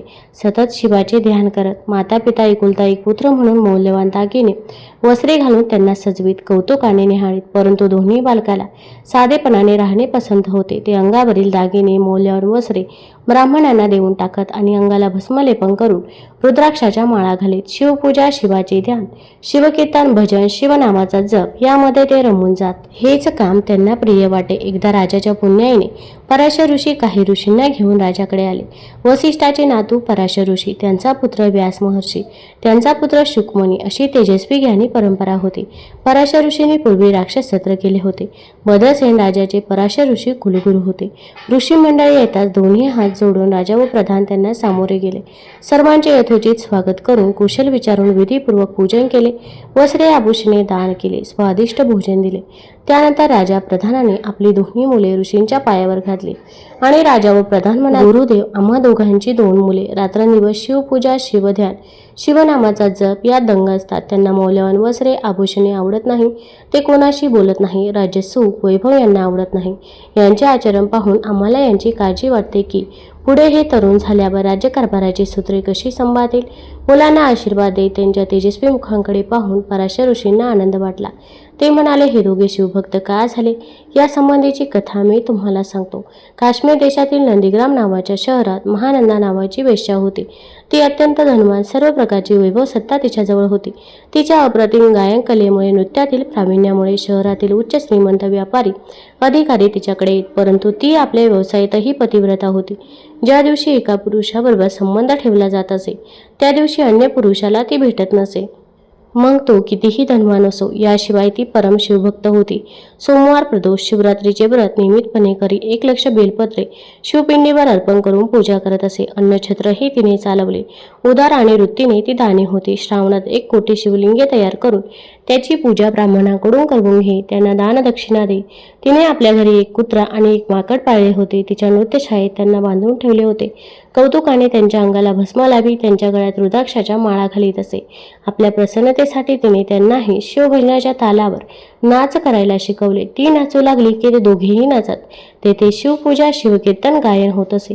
महानंदीच्या संगतीने त्यांना शिवभक्ती घडत असे. नृत्यशाळेतच तिचे छोटेसे शिवमंदिर होते. एकदा तिची भक्ती परीक्षा करण्याकरता शिवाने व्यापाऱ्याचे रूप घेतले व ते महानंदेकडे आले. शिवाची पुरुषी लावण्य पाहून ती तन्मय झाली. त्यांचे स्वागत करून तिने त्यांना मंचकावर बसवले. त्यांच्या हातातील रत्नखडीत कंकण तिने पाहिले. त्या क्षणी व्यापाऱ्याने ते कंकण काढून महानंदीच्या हाती दिले. महानंदीला आनंद झाला. ती म्हणाली, आजपासून 3 दिवस मी तुमची दासी झाली. असा करार झाला. व्यापाऱ्याने ते मान्य केले. त्यानंतर व्यापाऱ्याने आपल्याजवळील दिव्य शिवलिंग काढून तिच्याजवळ देत म्हटले, हे शिवलिंग मला प्राणापेक्षा प्रिय आहे. हे भंगले, जळून गेले किंवा हरवले तर मी अग्निप्रवेश करीन. म्हणून तू हे शिवलिंग काळजीपूर्वक जपून ठेव. माझे व्रत फार कठीण आहे अवश्य. म्हणून महानंदीने ते तेजस्वी शिवलिंग नृत्यशाळेत नेऊन ठेवले. थोड्या वेळाने ती दोघेही रत्नखचित मंचकावर झोपली. तिला झोप लागलेली पाहून शंकराने लीला केली. नृत्यशाळेला आग लावली. आगीच्या ज्वाला पाहून लोक आरडाओरडा करू लागले. महानंदा शांत झोपलेली होती. तिला व्यापाऱ्याने जागी केले. ती धावतच नृत्यशाळेत गेली. तेथे बांधलेला कुत्रा व माकड यांना मुक्त केले. ते पळतच जंगलात निघून गेले आणि तेवढ्यात नृत्यशाळा भस्मसात झाली आणि अग्नी शांत झाला. तेव्हा व्यापाऱ्याने विचारले, महानंदे, माझे दिव्य शिवलिंग या आगीत जळाले की काय? तुला मी काळजीपूर्वक सांभाळून ठेवण्यास सांगितले होते. हे ऐकताच महानंदा घाबरी झाली. शिवलिंग भस्मसात झाले या विचाराने पश्चाताप करून रडू लागली. व्यापारी म्हणाला, आपल्या कराराचा आज दुसरा दिवस आहे, परंतु शिवलिंग भस्म झाले म्हणून ठरल्याप्रमाणे मी अग्निप्रवेश करतो असे म्हणून व्यापाऱ्याने चित्ता तयार केली आणि ओम नमः शिवाय म्हणून चित्तेत उडी घेतली. हे पाहून महानंदा दुःखी झाली. तिने ब्राह्मणाला बोलावून आपली संपत्ती, महाल सर्वांचे दान केले. यानंतर तिने स्नान केले, अंगाला भस्म लावले, रुद्राक्षे धारण केले, शिवाचे ध्यान केले आणि त्याच अग्निकुंडात हर हर शिव शिव म्हणून उडी टाकली. त्या क्षणी उदयचलावरून सूर्यप्रकट व्हावा तसे भगवान शंकर प्रकट झाले. त्यांनी वरचेवर चेंडू झेलला. त्या सहजपणे महानंदीला वरचेवर उचलले. छातीशी धरून म्हणाले, मी तुझ्यावर प्रसन्न आहे. हवा तो वर माग. देवा हे सर्व नंदीग्रामनगर उद्धारून न्यावे. तथाच तो म्हणत शिवंत धाम पावले. अशा प्रकारे आपली माता, बंधू, नगरवासी यांच्यासह महानंदा शिवलोकी गेली. त्या शिवलोकी आधी व्याधी, क्षुधा, तृष्णा नाही, म्हणून तेथे भेदबुद्धी, काम, क्रोध, दुःख, मद, मत्सर नाही. तेथील पाणी अमृताप्रमाणे गोड, कल्पतरूची बने, कामधेनूची खिल्लारे, चिंतामणीची घरे. तेथे शिवभक्तांना जे पाहिजे ते त्वरित लाभते. ही कथा सांगून पराशर ऋषी म्हणाले, राजा महानंदेने पाळलेले माकड आणि कुत्रा या जन्मी सुधर्मा आणि तारक म्हणून जन्माला आले आहे. पूर्वजन्मीच्या शिवभक्तीच्या पुण्याईमुळे या जन्मी त्यांना मानवदेह अधिकाराप्रमाणे मिळाले. ते दोघे योग्य वेळ येताच त्यांच्या अधिकाराप्रमाणे उत्तम राज्यकारभार करतील. तुम्ही त्यांची चिंता करू नका. ते तुम्हाला शिवभक्तीची दीक्षा देतील. भद्रसेन राजाने प्रधान आपत्यासह पराशर ऋषींना साष्टांग नमस्कार केला. ते म्हणाले, आम्हाला सुपुत्राचा लाभ झाला. आम्ही धन्य झालो. आता हे दोघे किती काळ राज्यकारभार करतील? यांचे आयुष्य किती आहे हे कृपया आम्हाला सांगावे, कारण ते दोघे नवसाचे एकुलते असल्याने आम्हाला प्राणप्रिय आहेत. म्हणून आपल्याला विनंती आहे. पराशर म्हणाले, राजा, खरे सांगितले तर तुम्हाला दुःख होईल आणि खोटे बोलले तर मला पाप लागेल. तेव्हा ऐक, तुझ्या मुलाला आज 12 वर्ष पूर्ण झाली आहेत. आजपासून 7व्या दिवशी तुझा मुलगा मृत्यू पावेल. हे ऐकताच राजा मूर्छित होऊन पडला. सर्व जनता शोक करू लागली. अंतपुरातील स्त्रिया रडू लागल्या. राजा शुद्धीवर येताच हाय हाय करून शोक करू लागला. तेव्हा पराशर ऋषीने त्याला सावध करून धीर देत म्हटले, राजा, मी काय सांगतो ते ऐक. जेव्हा सर्व चराचर केवळ ब्रह्ममय होते, तेव्हा ब्रह्म असे स्फुरण होऊन महत् नावाचे तत्व मायेने उत्पन्न झाले. सत्व, रज, तम हे त्रिविध अहंकार शिवाच्या इच्छेने घडून आले. शिवाने सत्वापासून विष्णू, रजापासून विधाता, तमोगुणापासून सर्व विनाश करणाऱ्या रुद्राला निर्माण केले. सृष्टीच्या रचनेची विधात्याला आज्ञा केली आणि 4 वेदाचे सार असणारा रुद्राध्याय शिकवला. हे शिवाचे रूप आहे असे जाणून विधात्याने आपल्या 7 पुत्रांना उपदेश दिला. रुद्राध्यायाच्या अनुष्ठानाने आयुष्य वाढते. म्हणून हे राजा भद्रसेना, तू रुद्राची आवर्तने कर, शिवाला अभिषेक कर. याच्या प्रभावाने तुझ्या पुत्रावरील मृत्यूचे संकट दूर होईल आणि तो चिरंजीव होईल. 100 घट आणून त्यात गंगेचे पाणी भर. त्यावर आम्रवृक्षाची पाने ठेव. रुद्रपठण करून ते पाणी मंत्र तुझ्या मुलाच्या अंगावर शिंपड. अशा प्रकारे रोज 10,000 वेळा असे 7 दिवस जलसिंचन करावे, तर तुझा मुलगा वाचेल. पराशर ऋषींनी अशा प्रकारे राजाला त्याच्या मुलाला मृत्यू संकटातून वाचवण्याचा उपाय सांगितला. राजाला समाधान वाटले. त्याने भक्तिभावाने ऋषींना नमस्कार केला व म्हणाला, हे महात्मन, आपणच हे सर्व अनुष्ठान करावे, कारण आपण सर्व ऋषींमध्ये श्रेष्ठ मुरवी आहात. मी सर्व तयारी करतो. त्यानंतर पराशर ऋषींनी अत्यंत विरक्त, सुशील, शुभलक्षणयुक्त असे 1000 ब्राह्मण बोलवले. 1000 मातीचे घड गंगाजलाने भरले, त्यावर आम्रपल्लव ठेवले, दिव्य अनुष्ठान म्हटले. रुद्राच्या घोषाचा प्रारंभ झाला. 6 दिवस झाले. 7व्या दिवशी सूर्य मध्यान्ही आला, तेव्हा राजपुत्राचा मृत्यू समय जवळ आला आणि राजपुत्र मूर्छित होऊन पडला. थोडा वेळ त्याची हालचाल बंद पडली. हे पाहून राजा चिंतित झाला. पराशर ऋषींनी राजाला धीर दिला. ब्राह्मण राजपुत्राच्या देहावर अभिमंत्रित केलेले पाणी शिंपडीत होता. त्या जलाच्या प्रभावाने राजपुत्र सावध झाला, उठून बसला. राजाला आनंद झाला. उपस्थित असलेले सर्वजणही प्रसन्न झाले. पराशर म्हणाले, तू बेशुद्ध अवस्थेत काय अनुभव घेतला ते मला सांग. तेव्हा राजपुत्र म्हणाला, गुरुदेव, एक भयंकर दिसणारा काळ पुरुष मला घेऊन चालला होता. त्याचे लाल भडक डोळे, भारावर शेंदूर, वाढलेली दाढी, काळा पिंड होता. त्याचवेळी 4 तेजस्वी पुरुष आले. त्यांनी त्या काळपुरुषाच्या हातून मला मुक्त केले आणि त्याला मारीत मारीत ते घेऊन गेले. मुलाने सांगितलेला अनुभव ऐकताच राजाच्या अंगावर आनंदाचे रोमांच दाटून आले. ईश्वराच्या नावाचा त्याने जय जयकार केला. पराशर ऋषींसह सर्व ब्राह्मणांना नमस्कार घातला. सर्वत्र मंगलवाद्याचा गजर सुरू झाला. आकाशातून देवतांनी पुष्पवृष्टी केली. या प्रसन्नपूर्वक वातावरणात ब्राह्मणांनी मंत्र जप करून हवन प्रारंभ केला आणि हवन पूर्ण करून अनुष्ठानाची समाप्ती केली. आमंत्रित ब्राह्मणांना सुखराज भोजन देऊन इच्छेप्रमाणे दान दक्षिणा दिली. ब्राह्मणाने राजपुत्राला राजाला शुभ आशीर्वाद दिला. त्यावेळी नारद तेथे अचानक प्रकट झाले. नारद, वाल्मिकी, व्यास ध्रुवाचे गुरु असल्याने त्रिभुवनाला वंद्य आहेत. 14 विद्या 64 कला त्यांना पूर्ण अवगत असतात. इंद्रादिक देवतांना सुद्धा त्यांचे आदरयुक्त भय वाटते. नारदाला पाहताच यज्ञातील अग्निमूर्तिमंत प्रकट झाला. सर्व ऋषी आणि राजपरिवार राजा यांनी धावत जाऊन नारदाचे स्वागत केले. त्यांना उच्च आसनावर बसवून त्यांची पूजा केली. नमस्कार करून म्हणाले, स्वामी, आपला त्रिभुवनात संचार असतो, आपल्याला दिव्य दृष्टी आहे. तेव्हा काही अद्भुत पाहिले का? नारद म्हणाले, मी इकडे येत असताना मार्गावर 4 शिवदूत मला भेटले. त्यात वीरभद्रही होता. त्यांनी मृत्यूला बांधून चालवले होते. वीरभद्र मृत्यूला विचारत होता, तू कोणाच्या आज्ञेने भद्रसेनाच्या मुलाला घेऊन चालला होता? त्याला 10,000 वर्षे आयुष्य आहे. राजा, तू रुद्रानुष्ठान केल्यामुळे तुझ्या मुलाचे मृत्यू संकट टळले. राजाने नारदाला नमस्कार केला. नारद अंतर्धान पावले. त्यानंतर राजाने रुद्राचे सहस्र वर्तन केले. आपल्या पुत्राला राज्यगादीवर बसवले. तारकाला युवराज केले. राजा प्रधान तप करण्यास वनात निघून गेले. यथावकाश ते दोघे शिवपदास गेले. फलश्रुती, हे भद्रसेन आख्यान वाचल्याने दीर्घायुष्य, संतती, संपत्ती, पुण्यप्राप्ती होईल. यामुळे सर्व पापे गडांतरे दूर होतील. मृत्युंजय मंत्राचा जप, रुद्राचे अनुष्ठान केल्याने पिशाच्य बाधा, ग्रहपीडा दूर होतील. यावर अविश्वास दाखवणारा अल्पायुषी तमोगुणी होईल. अशा लोकांच्या संगतीत राहण्यामुळे सर्वनाश होतो. म्हणून शिवलीलामृत अखंड वाचावे. श्री शंकराच्या कृपेनेच हा अल्पमते श्रीधर स्वामी शिवलीलामृत ग्रंथ लिहू शकत आहे. शिवलीलामृत अध्याय 11 समाप्त. श्री शिवलीलामृत अध्याय 12. श्री गणेशाय नमः. ब्रह्मचारी, गृहस्थ, वानप्रस्थ, संन्यासी, बालवृद्ध, तरुण स्त्रिया यांनाही शिवकीर्तनाचा अधिकार आहे. ज्याला थोडेही शिवस्मरण घडत नाही तो अपवित्र जाणावा. तो कितीही धनवान, सुंदर, ज्ञानी असला तरी त्याचे जीवन शिवकीर्तनाविना निरर्थक आहे. भस्मासुराची कथा. शिवपुराणात भस्मापासून उत्पन्न झालेल्या भस्मासुराच्या उद्धाराची कथा नक्की श्रवण करा. एकदा कैलासावर भगवान शंकर प्रदोषकाळी भस्म हातात घेऊन सर्वांगाला लावित होते. त्या भस्मात एक खडा होता. तो त्यांच्या हाताला लागला म्हणून त्यांनी तो भूमीवर ठेवला. तेव्हा त्यातून एक राक्षस उत्पन्न झाला. तो शंकरापुढे उभा राहून हात जोडून म्हणाला, हे सदाशिवा, ऋषभध्वजा, मला आपली सेवा करण्याची संधी द्यावी. शंकर म्हणाले, मला अंगाला लावायला रोज नवीन चिताभस्म लागते, ते तू आणून देत जा. शंकराची आज्ञा ऐकून भस्मासुराला संतोष वाटला. तो मृत्यूलोकी येऊन शिवभक्त शिवव्रत करणाऱ्याचे मेल्यावर त्यांचे चिताभस्म शंकराला रोज नेऊन देऊ लागला. शिवभक्ताच्या मस्तकांची माळ शंकर धारण करतात, म्हणजे त्या भक्ताचा स्वीकार करतात. चिताभस्म शोधण्याच्या कामी फार पायपीट होते. त्यामुळे भस्मासूर कंटाळा. त्याने विचार केला, आपण असो शक्तिमान असून असले परिश्रम कसले करत बसलो. त्यापेक्षा सर्व लोक, ब्राह्मण, राजे, देव, शूद्र, ब्रह्मदेव, विष्णू आणि जमले तर शंकराला मारून त्रिभुवनाचे राज्य का करू नये. असा कपटी विचार मनात ठेवून चिताभस्म न घेता शंकराकडे गेला. नम्रपणे देवाने तोंड करून म्हणाला, देवा, मी पृथ्वीवर खूप हिंडलो, परंतु नवीन चिताभस्म मला मिळाले नाही. आता काय करावे? शंकर म्हणाले. भस्मासूर शंकराची स्तुती करत म्हणाला, हे पंचवदना, विरूपाक्षा, त्रिपुरारी, उमावल्लभा, नागभूषणा, मला आपण एक वरदान द्या. ज्या दिवशी चिताभस्म मिळणार नाही त्या दिवशी आपला नेम टळू नये म्हणून मी ज्याच्या मस्तकावर हात ठेवीन तो तत्काळ जळून भस्म व्हावा.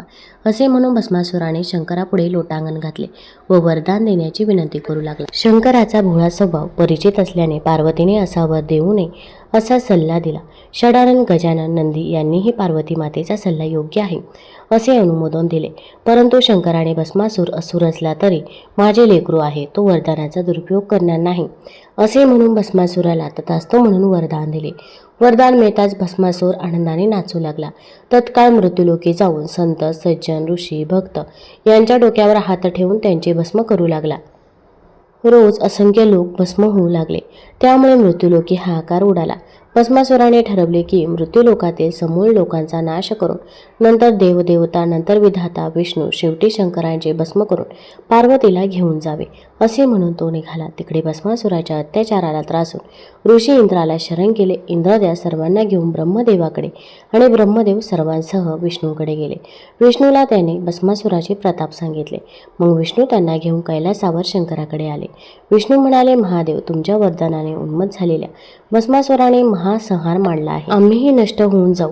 तो इथे येऊन सर्वांना भस्म करेल. तुझी पत्नी हेमवतीला सांभाळ. शंकराने देवाकडे पाहून त्यांना धीर देत म्हटले, भस्मासुराचा सर्वनाश होण्याची वेळ आली आहे. तुम्ही चिंता न करता स्वस्थानी जावे. तेवढ्यात भस्मासूर तेथे आला. सर्व देव शंकराला काही सांगत आहे. आता आपले अपराध हे प्रकट करणार असे वाटून त्याने देवांना धमकी दिली. उद्या मी तुम्हा सर्वांचे भस्म करून टाकेन. हे ऐकून शंकर क्रोधित होऊन म्हणाले, अरे अधमा, मी दिलेल्या वराचा असा दुरुपयोग केलास. भस्मासुराने मधोमध होऊन शंकराला दुरुत्तरे केली. म्हणाला, म्हाताऱ्या, तुझी सुंदर बायको मला दे. हे ऐकून पार्वती उठून निघून गेले. भस्मासूर शंकराच्या डोक्यावर हात ठेवण्यासाठी सरसावला. शंकर वेगाने वनात पळून गेले. भस्मासूर त्याच्या मागे धावू लागला. तुझे भस्म माझ्या अंगाला लावतो असे ओरडू लागला. पण वेदांना, शास्त्रांना ज्याचा अंत लागत नाही, मायाचक्र चालविणारा, इंद्रियातील ब्रह्मादिक देवांचे ध्यान, सनकादिकांचे पूजास्थान, त्रिगुणातीत महादेवाला धरीन धरीन म्हणत भस्मासुराला जवळ दिसे पण हाती लागत नसे.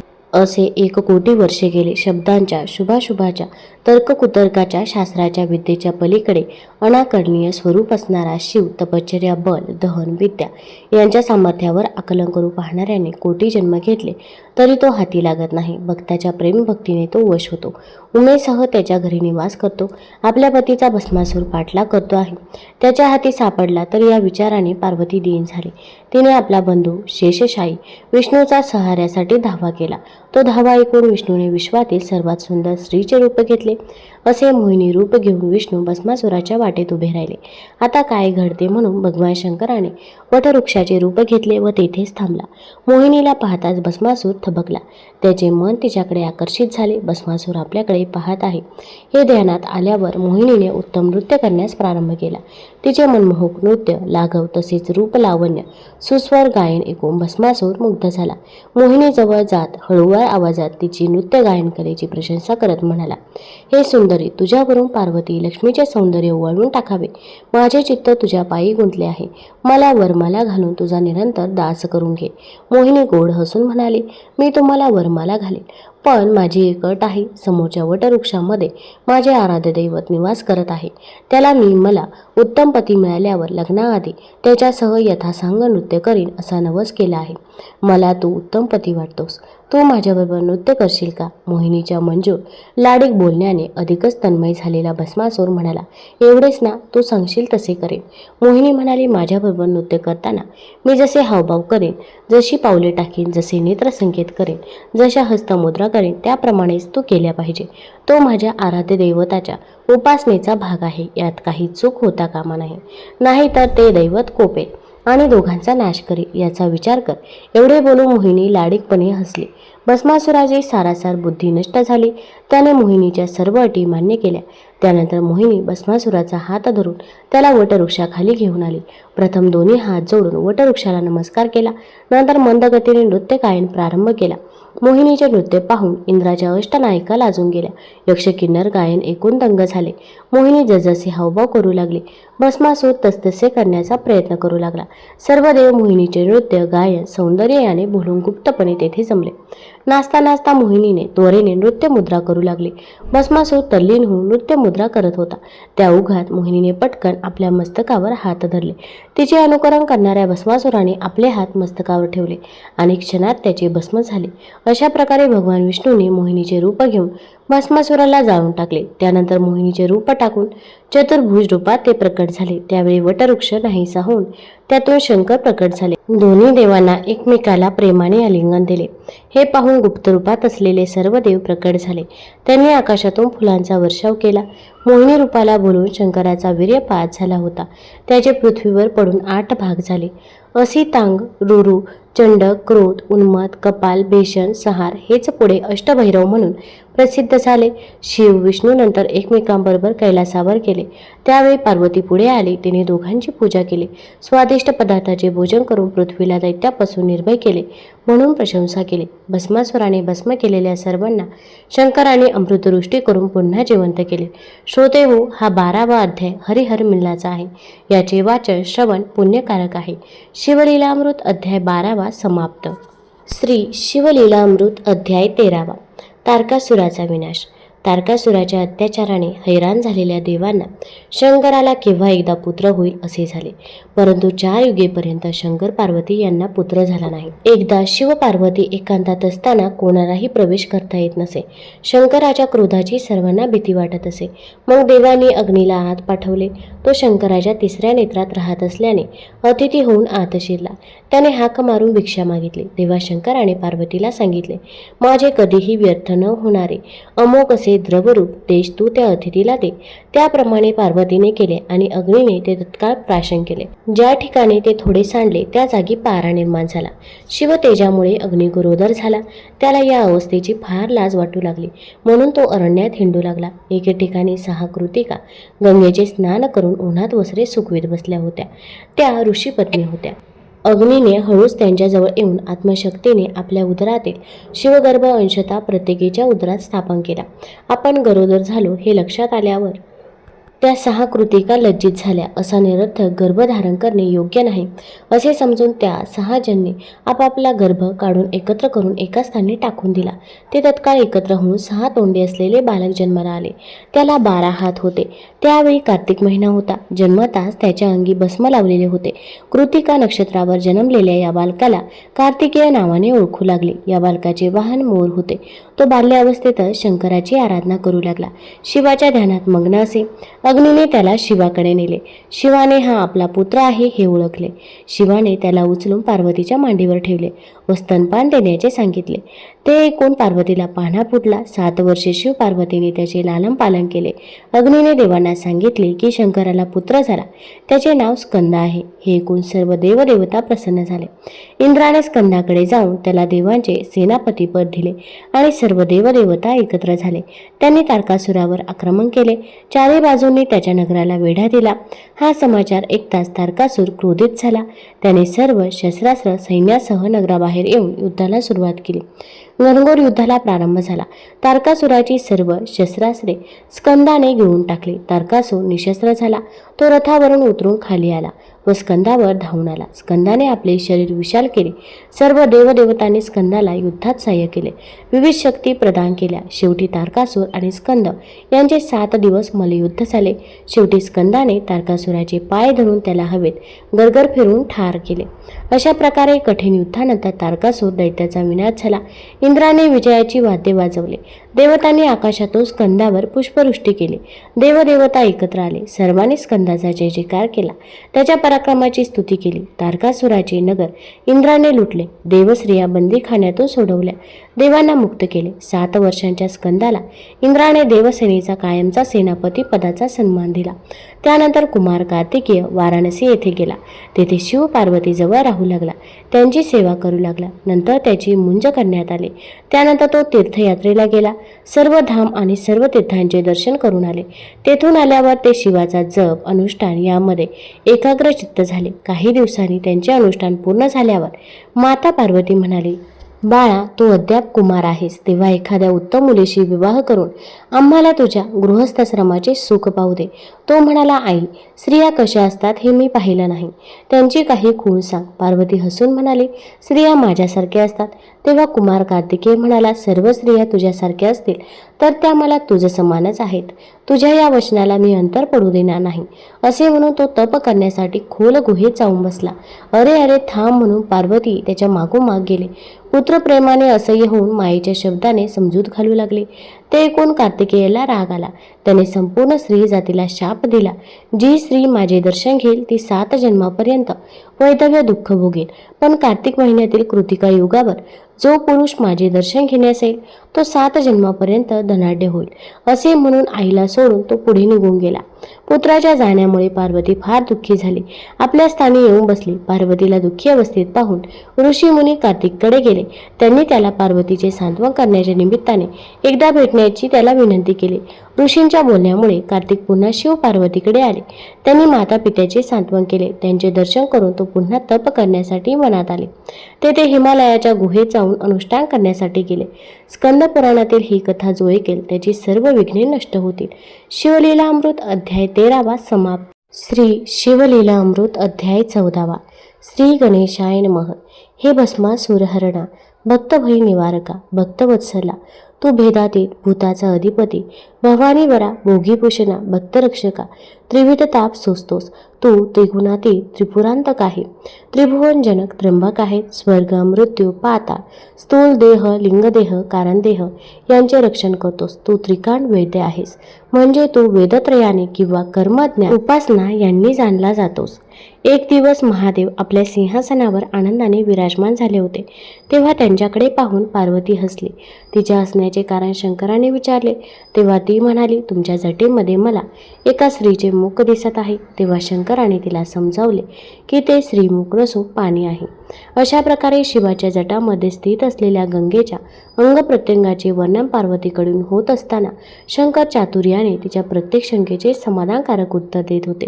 शेवटी पार्वती विवश होऊन म्हणाले, देवा, तुम्ही त्रिभुवनाला एकापासून अनेक बनवले. त्या तुमच्या बुद्धीला मी कशी पुरी पडणार? तुमच्या चरणाशी माझे कल्याण आहे. त्यानंतर एकदा शिव पार्वती सारीपाट खेळत होते. इतक्या तेथे देवर्षी नारद ब्रह्मवीणा वाजवीत तेथे आले. त्यांनी शिवाची प्रार्थना केली. आसनावर बसून शिव पार्वतीचा खेळ पाहू लागले. जरा वेळाने ते म्हणाले, केवळ नुसते खेळण्यात मजा येत नाही, काहीतरी पण लावून खेळलं पाहिजे. जो डाव जिंकेल त्यांना हरलेल्यांनी आपली वस्तू द्यावी. नारदाचा विचार दोघांना पटला आणि ते पण लावून खेळू लागले. पहिला डाव पार्वतीने जिंकला. शंकराने व्याघ्रांबराचा पण लावला होता. मग त्याने गजचर्मपणाला लावले, तेही पार्वतीने जिंकले. अशा प्रकारे एकामागोमाग एक वस्तू शंकरपणाला लावत होते. पार्वती डाव जिंकत होती. तिने शंकराची 10 आयुधे, सर्व भूषणे, नंदी, शेवट कौपिनही जिंकून घेतले. शंकर दिगंबर झाला. नारद हसून म्हणाले, अरे रे, एका स्त्रीने तुला खेळात हरवले. तुझा काय महिमा राहिला? सर्व सृष्टी मायेच्या अधीन आहे.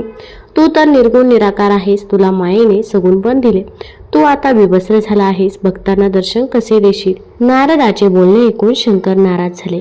खेळ सोडून तेथून निघून गेले आणि त्यांनी घोरवनात गुप्तपणे निवास केला. नारदाच्या बोलण्यामुळे शंकर नाराज झाले, तरी पार्वतीने नारदावर कोप केला नाही. आपल्या सर्वांना घेऊन ती शंकराचा शोध घेण्यास निघाली. शंकराच्या प्राप्तीसाठी तिने अरण्ये, दऱ्या, खोरी, गुहा, तीर्थस्थाने, मठ, नगरे पाहणे सर्वत्र शोध घेतला. विविध साधना करणाऱ्या योग्यांना विचारले. कोणी पंचाग्नी साधना, कोणी केवळ धूम्रपान करून तप करत होते, कोणी मौन पाळणे, शिवकीर्तन करणारे, सदा यज्ञ करणारे, 14 विद्या 64 कला जाणून वादविवाद करणारे, पुराण सांगणारे. कोणालाही शिवाचे दर्शन झाले नव्हते. त्यामुळे त्यांना विचारून पार्वतीला काही साध्य झाले नाही, कारण शंकर कोणाच्याही ध्यानात आले नाही. आदिमाया विश्वजन्य शंकराचा शोध घेता घेता थकून गेले. विष्णू ब्रह्मा हे सुद्धा शिवदर्शनासाठी तळमळत असतात. शिवप्राप्तीसाठी ऋग्वेदाने कर्ममार्ग, यजुर्वेदाने ज्ञानमार्ग, अथर्ववेदाने उपासना, सामवेदाने गायन सांगितले. न्यायशास्त्राने जीव ईश्वराप्रमाणे समर्थ होऊ शकणार नाही असे सांगितले.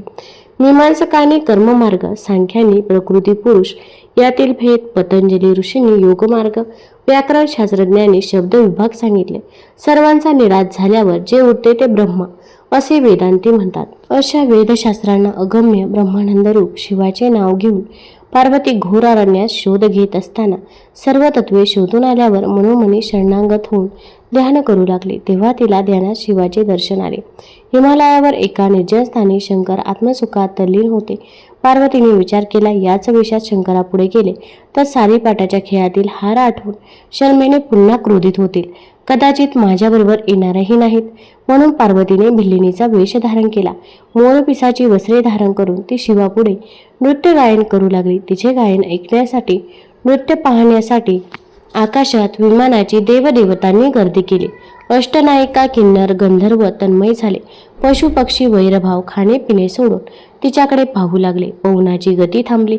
चंद्र मोहित झाला. शेषाने डोक्यावरील पृथ्वी बाजूला ठेवून नृत्य गायन पाहण्याचे ठरवले. चंद्र सूर्य तिच्या पायातील नुपूर झाले. ते भुंगे होऊन तिच्या भोवती फिरू लागले. तेव्हा शंकरही आपले ध्यान सोडून तिच्याकडे पाहू लागले. पार्वतीच्या नेत्रकटाक्षाने शिवाचे मन आकर्षित झाले.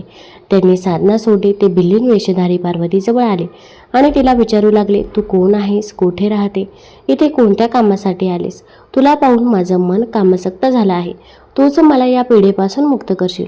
तुझ्यासारखी सुंदर स्त्री त्रिभुवनात नाही. तू माझ्याबरोबर विवाह कर. तुझ्या इच्छेप्रमाणे मी तुझा सेवक होऊन राहीन. यावर बिल्लीन म्हणाली, तुम्ही कैलासनाथ शंकर आहात हे मी ओळखले. उमेसारखी सुंदर स्त्री सोडून कैलास टाकून इथे का बसलास? तुमच्या दृष्टीने मी परनारी आहे. तुम्हाला तुमचे मन ताब्यात ठेवता येत नाही. तुम्ही कसले शंकर म्हणाले, मी उमेवर रागवलो. तिचे तोंड पाहावेसे, नाव घ्यावेसे वाटत नाही. बिल्लीन म्हणाली, माझा पती फार रागीट आहे. त्याला कळले तर तो जग जाळून टाकेन. शंकर म्हणाले, माझ्या पत्नीने दक्षाच्या यज्ञात संतापून स्वतःला जाळून घेतले. दुसऱ्या जन्मात हिमालयाची कन्या झाली. ऋषींच्या देवांच्या सांगण्यावरून मी तिच्याशी पुन्हा लग्न केले. पण तिने सारीपाटात कपटाने पण लावून माझे सर्वस्व हिरावून घेतले. बिल्लीन म्हणाली, पुरे, तिला कपटी म्हणता? तुम्ही स्वरगंगा आवडली म्हणून डोक्यावर धारण केलीत.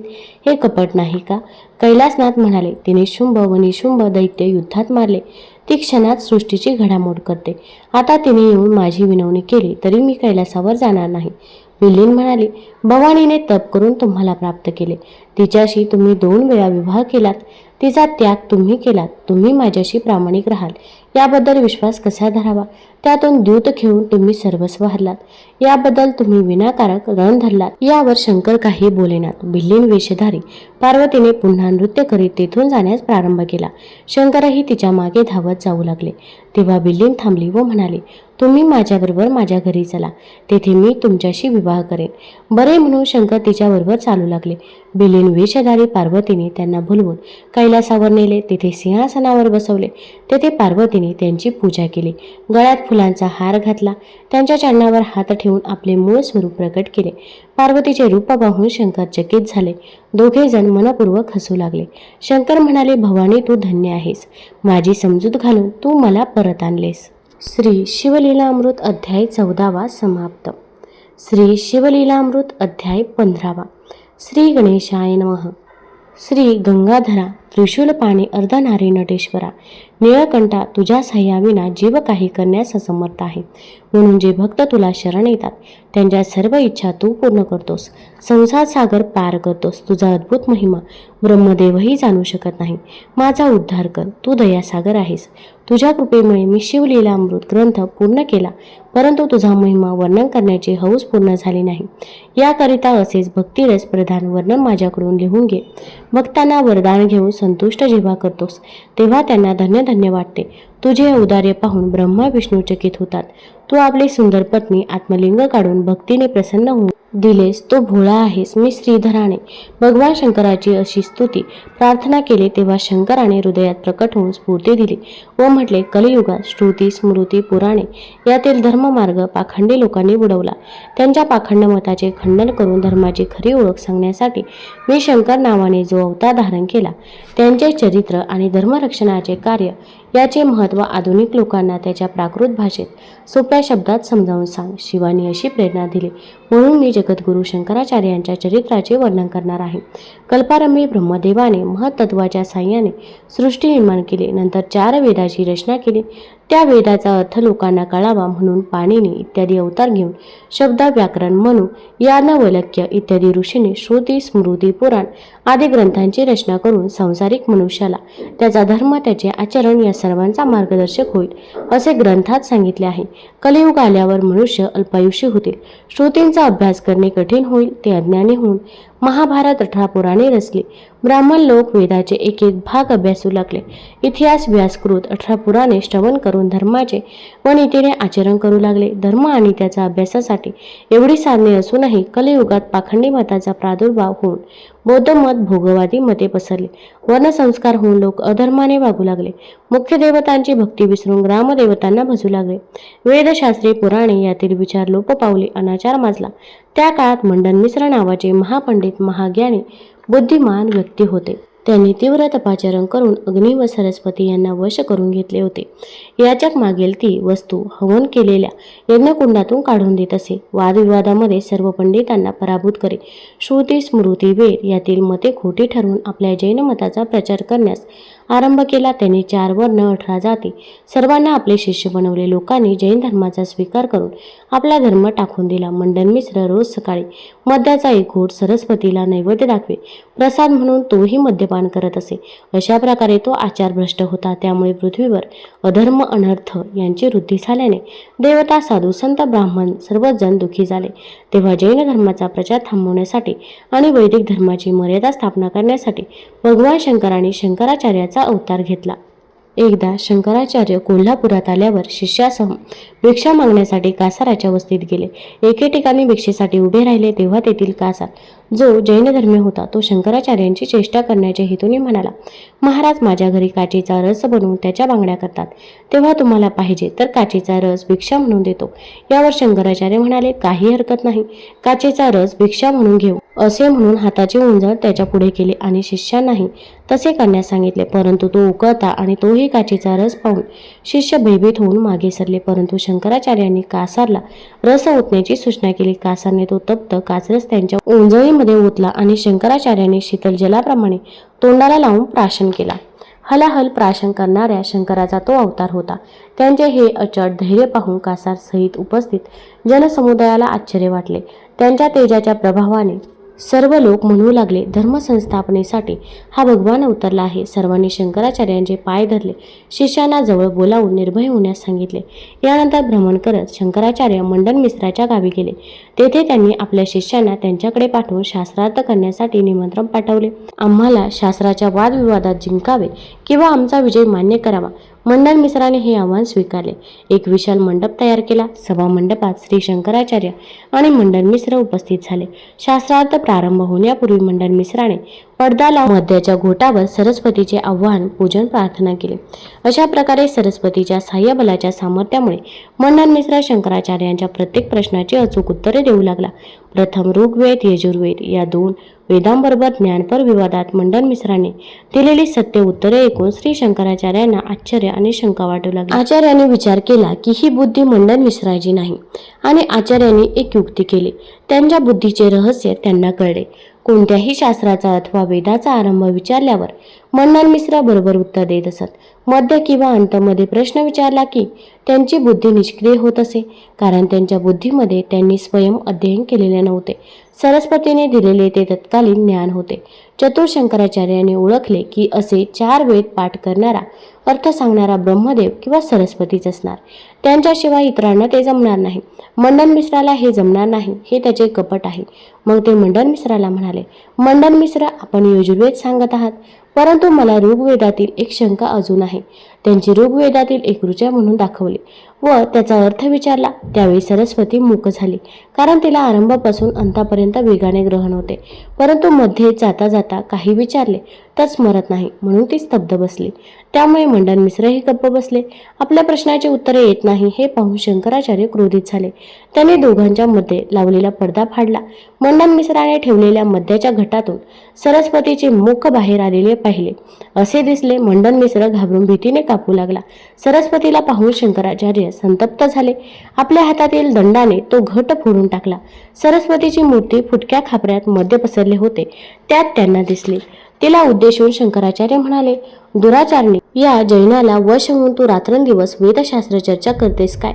ज्यारेने या दृष्ट पाखंड मताला तू आश्रय दिलास, त्यामुळे जगात वर्णसंकर झाला. वेदमान्य शास्त्र, पुराणाचा धर्म लुप्त झाला.